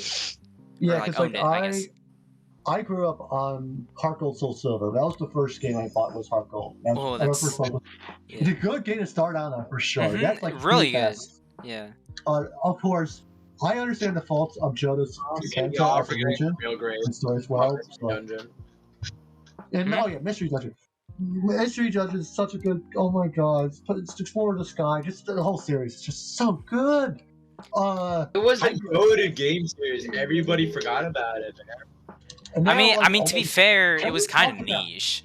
Can we talk about what they did in DX? Because I love DX so much, and I cannot wait for Sky DX. I cannot wait for Sky DX. Yeah, the DX is such a better, especially because before DX, the last few Mystery Dungeons were pretty generic. I Yeah, appreciate them Gates of going back to Infinity school. and Super, as far as I remember at the time, were kind of trying to implement gimmicks into Mystery Dungeon, Right. Yeah. which isn't really what makes Instead of Mystery the good Dungeon old Mystery solid, Dungeon. like classic Mystery Dungeon that we actually want to Not play. just Yeah. that, but I love the art style so much. Oh my god, it's quite literally. What do you think of playing all the concept art? When you play Blue Rescue Team, Red Rescue Team, and Yeah, Sky like you go Times into Walk, the main menu and it shows you like the all that, you Yeah. would think like they literally made that the reality of the art, and that's so beautiful. God, I love it so much. I love it so much. It makes it so much better. I so cannot wait for Sky DX. 'Cause I know they're gonna develop that. They have to. They really have to. Because Sky is definitively, in most people's eyes, the best Pokemon game. Period. So I could definitely say they have a lot going for them. If they just make a DX for Sky, and yeah, function is similarly to how you do the Red Jersey Team's DX version. yeah, definitely. I can't wait. I played Explorers of Darkness back in like 2018, 19. That was a really good game. I don't find myself coming back to it too often though, because like the post game offerings aren't really what I'm like interested in. Because like I finished like the Darkrai after story thing or whatever, and then I think like a few more like quests or whatever, and I think I basically got everything done, and then I got tired of it. And Blue Rescue Team, I haven't gotten past a certain point. I played through a lot of it on like an airplane trip somewhere back in like 2018, 2017 maybe. I don't remember exactly when. But I played a lot of it on like an airplane trip, and then I got to a certain point and I just stopped playing after that. And I haven't really gone back to it. Some games are just hot and cold. Some games you just feeling a little hot, you feeling enjoying yourself, and then you just it becomes cold all of a sudden, right? Yeah, like I play a game for like 2 weeks or something, and I like stop playing it for a month. Like that was me with Fire Emblem Three Houses. The first 2 weeks I got that game, I played it like nonstop, and then like for a week or not a week, and then for like a month I just don't play it every day, and then I just stop playing it until I pick it back up in like a week after that or so. But anyways, back to Pokemon Y. I think just like it being a sandbox, I like those like sandbox sort of games that are like kind of like giving you a lot of options to like mess around and build your own team or whatever and play how you want to play. Because when I played Pokemon early on, I always just like stuck with the Pokemon that I'd like at first encounter, and I never really. I always think back like, oh, I think a team of like these Pokemon would be really cool, and that's what I did for a bit in Pearl actually. Like I just play through with like different teams, and I recently completed a Steel type mono run of Pearl, which is funny because there's only 5 fully evolved Steel types that you can find in Pearl actually, and in Diamond. Pearl have really shit type variety. It was trash. You had like 30 water types. Platinum got better, but like in Diamond Pearl is really bad. Yeah, there were no fire types, no electric types, basically no like dark types either, I don't think. It was all just like water, bug, normal, grass. It was really bad. Oh Yeah. man. It was crazy. But like, I only Ponyta. Yeah, only Magmar, Pony. and Chimchar. No, you didn't have Magmar. You didn't even have It was Magmar. literally just Ponyta Chimchar. They had a fire type Elite Four member who had 2 fire types. They had an electric type gym leader with that shit, 2 bro, electric that types. hits different, bro. Bro, because back then when Lance was all dragon types, it was literally just the Dragonite line. There's only one dragon type. Yeah. I got that because there's literally no dragon. Yeah, and he had at least like But, dragon-looking this shit, but Pokemon. this hits fucking different when there's actually fire type from previous gens. Literally. Two fire types. And they only had the Luxray line, they had the Raichu line, and they had Pachirisu as the only electric types. Yeah, it was, And- bro, And they decided, you know what's funny? I think they realized. Yeah. I think they realized because Volkner and Flint are like best buds or something, and Yeah, they they realized, don't yeah. use Pokemon of their own type. Yeah, they're cheats. They like And- they gamble and they cheat during Yeah. gamble. They rig It's games. a mix-up. Yeah, and then they They're literally Indians that in own all the Platinum, gambling sites. and then in Platinum they literally use like version exclusives and stuff or whatever, like Electivire, Manectric versus like Magmortar and what is it, Houndoom, like the two like Gen 1 evolutionary ones, and then like two like dogs of the types and whatever. So like they really build it up, I guess, which is interesting. Yeah. Crazy. What's your fifth, I believe. You said 4. I feel like I have to say Ultimate just because it's a game I You have said recently Ultimate. played. You already said Ultimate. No, I No, said no, I said you know- Melee was my third. I was thinking, right. and then Okay, so- my fourth was yeah. Pokemon Y, and then Got it. Ultimate is probably my fifth. Either that or Ultra Sun, because I play those about the same, which is once every few days maybe at most. Yeah. It's not very often. Okay, I don't so exactly Quackus- like Ultimate Quackus, either. bro, you're the last one, bro. Give us your list. End this misery. So a lot of these I haven't played recently because my computer needs space and thus I can't play them That's because fine, they're really bro. space. Oh, I know the vibe. But my I know the top vibe. favorite, I would have to say, is probably the Balloons TD6. Balloons Yo! TD6 is Oh. That's the balloons. all Dude. my homies love Balloons. I got a man. shooter. Nobody I know hates. Look, if we are all Flash players. We always knew we grew up on Ninja Bro, Kiwi. shouts to We always- Gravity Guy. Yo, that's a It was fact. so much fun to just play random. Like I would play this in class 24/7. Any of my IRL friends could attest to this. I was grinding that game. It was so much Bro, fun. Bro, no, y'all can click And- the X button faster than me, bro. I do And wanna then say, though, that- um, okay, so here's the thing. I don't know if this is a hot take or not because I've never played Blues Tower Defense 6, but I do think from what I've seen, Blues Tower Defense 5 is a better game. I would goes honestly hard, argue defense. yes in certain aspects, especially with their like creativity. Man, I wish they had the Monkey Farmer skill tree. Man, that's all I want in Blue C6. It would be perfect game. Because I really But- did like in CD5 that you had like the leveling up aspect with experience and the unlocks. That was like We were really really good. The only one I ever played was 6. Try And 5. My friends played stopped it. playing it because I was catching up to them too fast. Because the two games, like on the Blue Tower Defense series, Yeah, the I got one addicted I to it played for a while. was 4, 5, and X. What the fuck is X? They Huh? got X gonna Uh, give it to you? Fan game, actually. Oh man. Yeah, it's You actually a got- really good fan game. We're hitting some deep cuts, bro. I didn't even know that shit exists, bro. I know a lot about video games on the internet. I do I not. grew up on Flash games. I grew up on freaking Skunk Studios, Congregate. I've done Gun. I grew up on played fucking Titanfall. Santa Do you remember Sled Electric Rider. Man? Do you remember Electric Man? I played on Electric Man. I've done that. I Hey. played freaking the what was it X Studios or whatever it was called. It was all the stick figures. I've done what other games have I done those Flash stuff? Super Mario 63 with Brunel. I remember Oh yeah, that. Super Mario 63 actually goes hard. It Holy is fuck. such a good game. Super Mario 63 is actually a classic, bro. I It remember. is. I think I was playing before I played it the first time. I remember the morning before I played it, my body was paralyzed for like a good hour. I couldn't wake up. I had like, bro, I literally was just couldn't able. I remember I played it for the first time because my little bro introduced me to it. That And it was Sprite such a fun Sonic game. game. Super Mario 63 is such a good game, bro. What You know else? what's a really good game? You know what's a really good game? You know that Obama shooter where it's like an alien shooter, but you're playing as Obama? No. No, that one I've not heard of. No. Bro, you don't know about Obama shooter? You don't know breakdancing George Bush? Y'all know. What? What? Oh man. What is That's an old school. That's an old school Okay. fashion word. How The many- dark side how of the many- Flash. Okay, I have a question here. How many here have heard of Armed with Wings? Say again? Who is here has heard of the game Armed with Wings? I Armed vaguely with remember Wings. the name, but that's it. I think I It came is- across it. It is actually one of the hidden gems of Flash games outright. It is Like, especially Armored Wing 3. It sounds very similar. It's giving me Age of Empires vibes. Is it like that? It is a beat 'em up game that is it has very good art style to it. It's a very like not noir, but sort of that like very black and white. Actually, it gives me a lot of. It reminds me a lot of Dead Cells, if anything. If you look at it, it's really fun. It's a shorter game, it's like a few hours long, but it has its own soundtrack. It has its own story. Get a third game. It has good puzzles. Good, again, very good beat 'em up mechanics. It's like actually no, not beat 'em up. It's hack and slash. That's right. It's a hack and slash type specifically.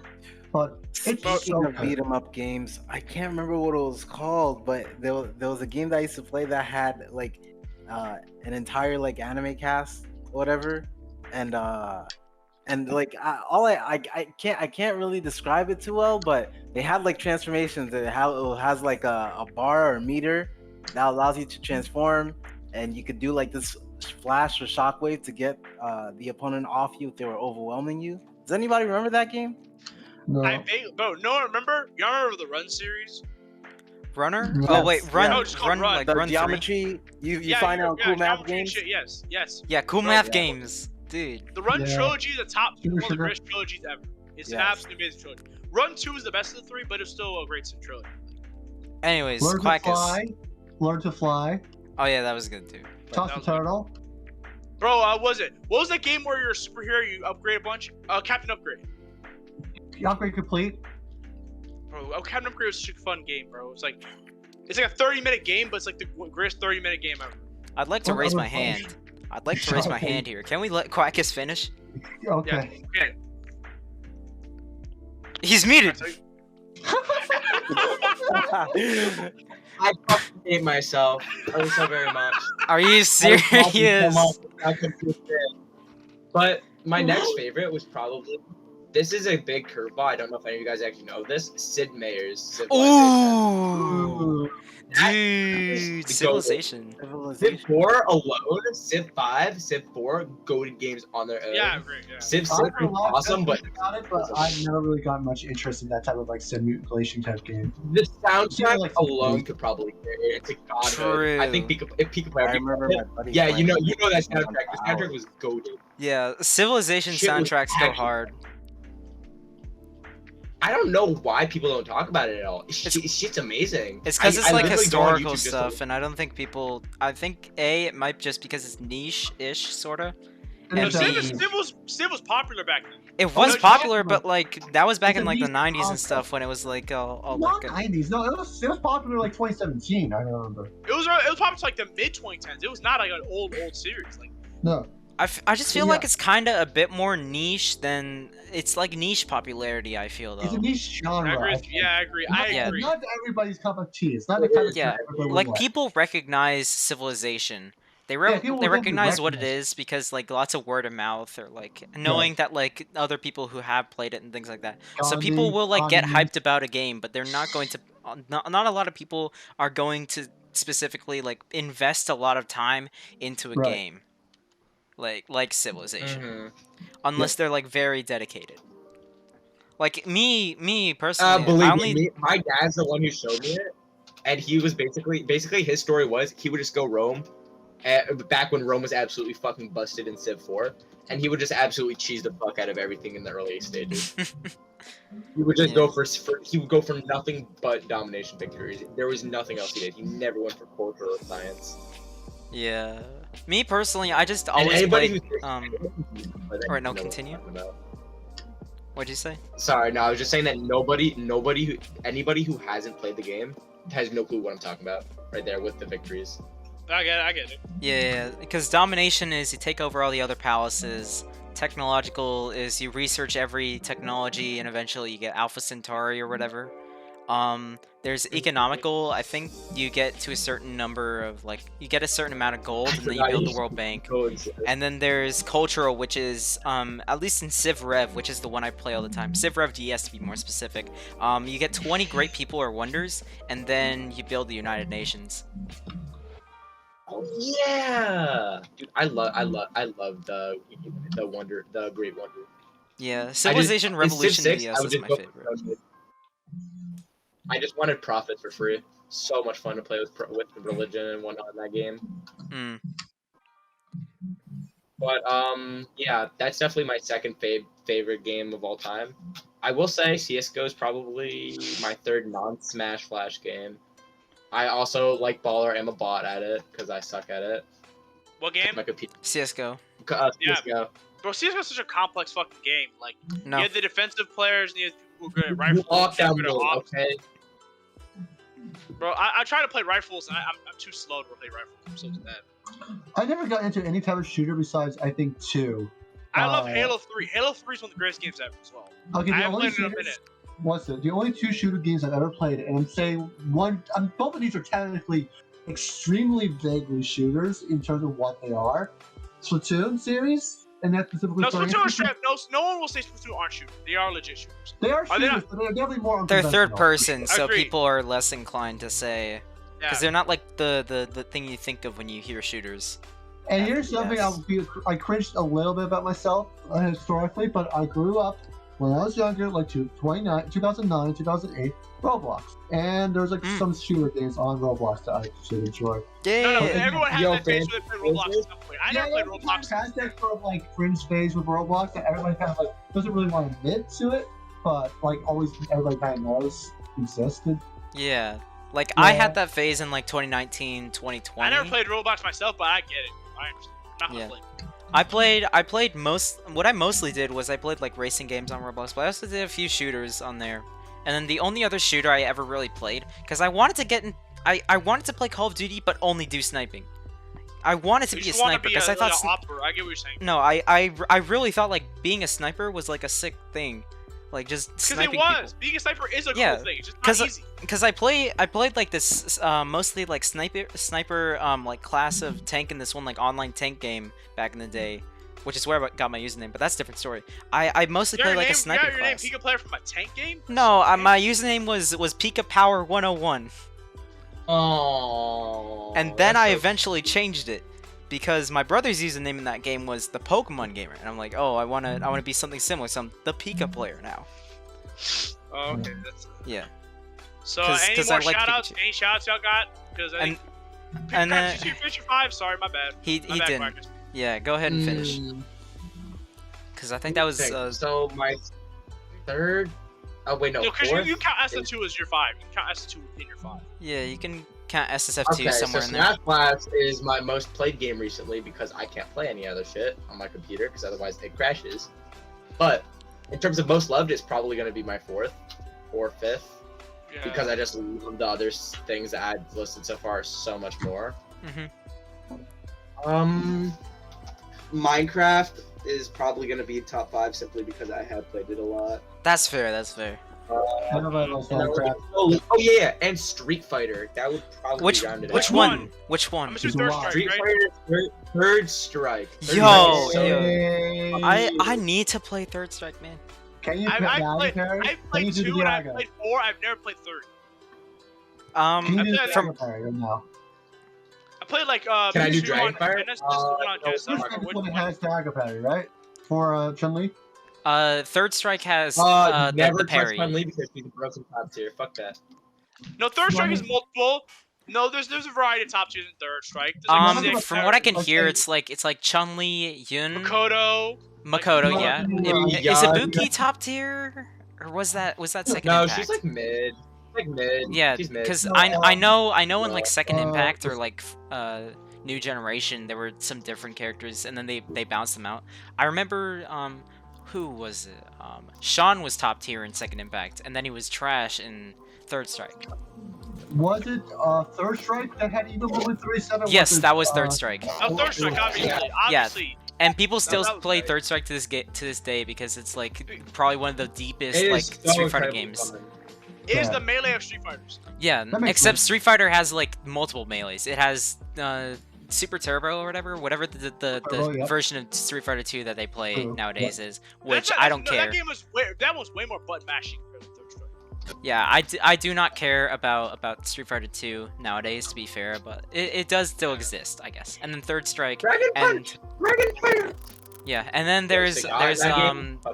And there's still some like tournaments that play Ultra Street Fighter 4. Like I know because recently. Best Street Fighter. Yeah, is it? It's close. Ultra Street Fighter 4 is really good in retrospect. Yeah, from what I've Because seen.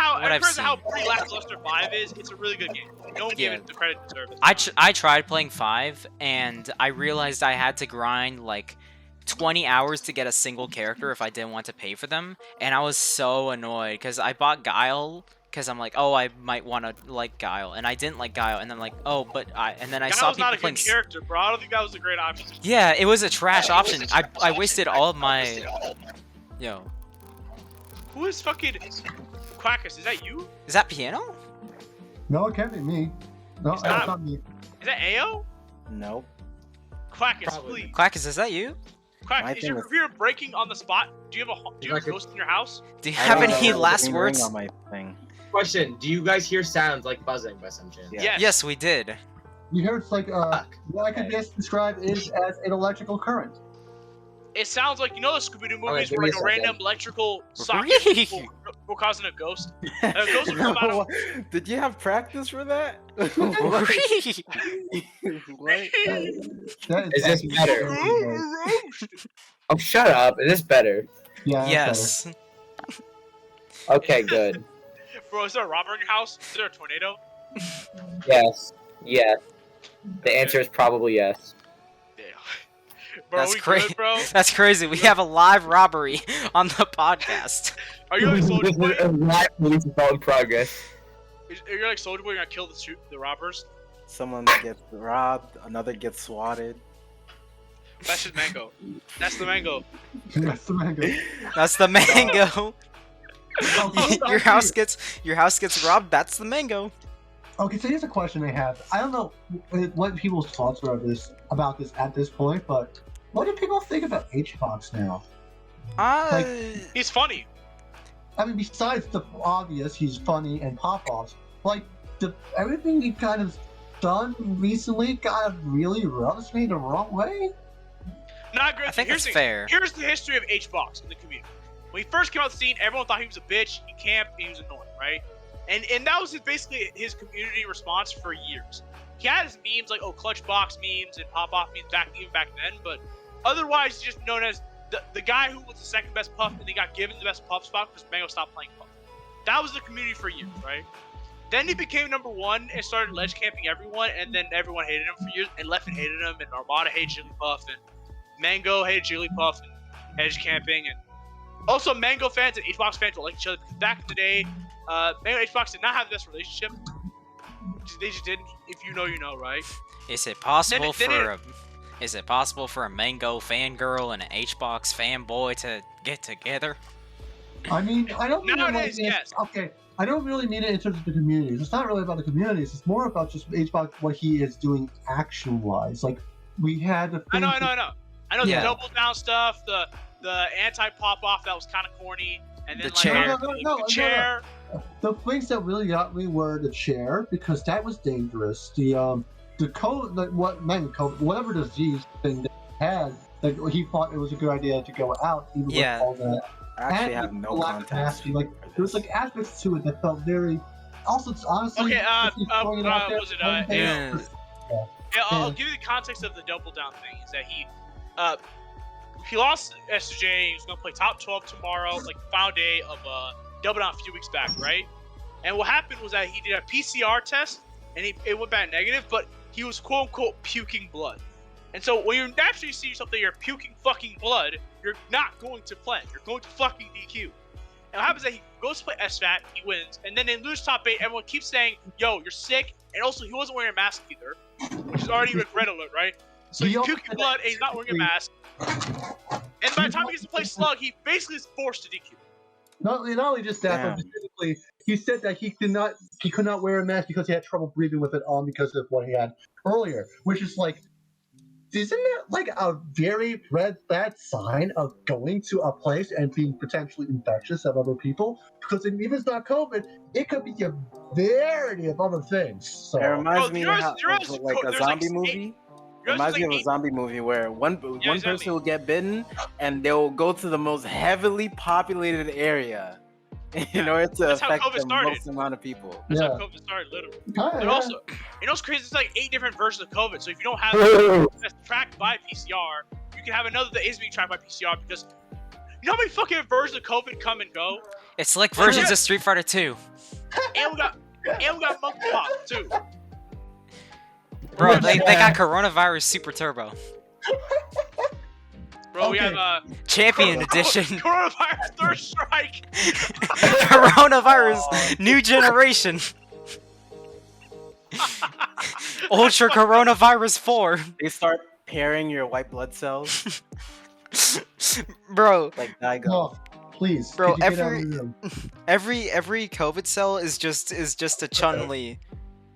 Oh no. You have to become your cells have to become Daigo in order to face off COVID. You have to beat Justin Wong to beat COVID. You have to parry all of his. You know, it's funny that everyone's doing it now. Whenever people try to go back to third strike because of like compilations and stuff like that, It's just Whenever- the Evil Moment 37. whenever they play Justin, because he obviously plays Chun-Li in that game because his character's Hi, I'm back. Chun-Li, right? And Yeah. and every time someone plays him, they always parry all of his supers. Like they just parry consistently. Like it's so iconic that it actually just transcends a specific moment. Like it's just a common thing everyone does. Yeah, It's literally. mad about it. Like people just learn to parry supers. Like that's just the thing Because you do of him. nowadays. Because Just at his- the time it was something that was seen as impossible. Actually, Mhm. I have a. You guys watch Core 8 Gaming? Yeah. Yes. Yeah. He did a video on it too. Yeah. No. Yeah, it was very interesting. It was basically talking about like reducing the skill gap. That when, Yeah, that video. when something seems impossible, it's far more. It becomes an icon of its own. You know. Right. Yeah. So Yeah. having that happen, no one ever seeing that. Now more and more people would try to do it because now they see it is possible, and then Right. eventually things like that, like maybe a glitch or tech or technique that has been displayed can end up becoming something that's like a regular thing, part of the meta, Right. just like wave dashing. Yeah, literally. Like that's like how early Melee Yes. went from like people like Mango doing this crazy stuff with like a insert. Jab resets. Yeah. Like Very recently, look at IDJs in Ultimate. IDJ was like again something that's not really thought of as that reliant or like Nils. Like Nils were just Falcon and Belmonts, but now you got a bunch of IDJ stuff. You got Nils when it comes to like Steve Steve. especially, and also slingshots. Oh my god, that's gonna be huge. Yeah. I feel like Yes, people still yeah. underrate how good slingshots are. That's crazy. I could see it so much being the meta-defining thing of Ultimate as a game. And also, I like slingshotting in Flash too because it's actually just it really is. So much fun. I'm not gonna lie, it's really fun. Do any of y'all slingshot in Flash 2 after getting a stock? Because that's what I do. How do you do that? You just wait. It's basically an instant RAR, but you buffer it. Basically, what you do is you run in one way, you do a direction in the other way, jump, and you should have basically the ability to have constant momentum while doing a RAR. It's very, very useful for like doing specific spacing for Oh, making things yeah, I do that sometimes. I didn't know that's how easy the tech was to do. I It's thought actually really easy. yeah, And I thought Ultimate- because like how it was explained, it looked like okay, you have to run forward, jump, and then like flick your control stick to the back and the right or something. So yeah, okay. So there's basically 3 variants of slingshot. There's the full shot, pulse shot, and pulse shot. Or, flick shot, pulse shot, and full shot. The flick shot is the one where you actually select the control stick, but the other 2 you just hold them. And in either one is then you hold them. What was it? One you hold back, and the other you hold forward, basically. So how, or like an angle, I'm trying to remember. But how it works is just that you go from. So like if you're trying to basically how it works is that if you have your opponent and you're running away from the opponent, you can do a slingshot to then start facing them with an RAR that also is perfectly spaced and confers momentum. So you can do like a figure 8 loop and do like a spaced fair that way, or a fade back fair that way, and it's very useful because of that. Yeah. Mm. But we didn't even get to finish the H-box question. We were just talking about like a fucking ID. It's 1 a.m. We went from HBox to Where coronavirus super this whole turbo. podcast is a paradox. Like it literally could go I on literally for- told both AO and Piano this could be a simple SF2 podcast, and at first it was. And At then we first started it talking was. about. At first it was, and then okay, because of HBox, and then he became the best, and then once we threw a crab at him and we bullied him because he looked at his watch, we had to kind of stop being an asshole to him, and now he gets away with doing stupid shit now, basically. Yeah. That's the question, basically. But man, anything y'all want to say now that we're done at this point? I want to. That does not start another hour-long conversation. Bro, I literally have to wake up at 10 a.m. because I'm visiting I'm my literally aunt. holding stuff back because I want this. Like this has gone on far enough. I'm supposed to wake up at 10 a.m., bro. I have to visit my aunt. have to wake up at 10 a.m. too. This is why this is why we need just single guests next time. Okay, this is why we need a ping. I can't wait for the ping in like FFC when we show this. Like, here's a 4-hour video of our podcast. Hope you enjoy it. 3 hours and 49 minutes as of now. 51 Okay, on my so phone. any shoutouts you want to have, you know, like your Twitter account, like Twitch account, because I know you do stream. I'll shout out specifically. My Twitch account is PlayfulPiano. Anytime I do a tournament Entering run, tournaments, you do tournament runs. Anytime I ever enter a tournament, I'll be streaming it because I like having my VODs to record. Yeah. I also sometimes do Celeste, but very rarely. Probably not. And you won't expect me to stream unless it's like a Flash Soup run. Also, my Twitter is PlayfulPianoVGM. Just as a forewarning, I do very much talk heavy on politics there, but also it's 2022. You kind of expect that. Yeah, but we're in the post-Trump, post-Biden era. You have to. Yeah, I mean, yeah, like if you want to give a rundown, I'm a progressive Democrat. So if you don't like that, ignore it. If you otherwise, cool, have fun. And then my other one I would like to show is my YouTube, which is Playful. It's technically Piano's Playing Video Games is the C shortcut, but it's also Playful Piano there, I think. Hopefully you can just look it up from that. I have all the stuff there except for like one video or two videos is piano arrangements for video games. And I do a lot of my piano arrangements are actually on in sheet music if you want to check out and get the sheet music for free. Nice. So, And then AO, you got anything? I really don't have. I don't really use social media like that, so I don't have much to say for shoutouts. So you don't even have a Twitter account? No, I don't believe he does. That's crazy. I thought you would have at least a Twitter account, not even active. Nah, SSF2 players don't really have those. Yeah, I don't use social media like that. I'm usually just doing my own thing. Okay, that's fair. If anything, just if you ever see me in matchmaking, hey, I'm always down for a fight, and that's really about it. Okay, so I've been Baller. I've been Pika, I guess. I've been Piano. And we'll see you guys next time. Yeah. Peace. Peace out.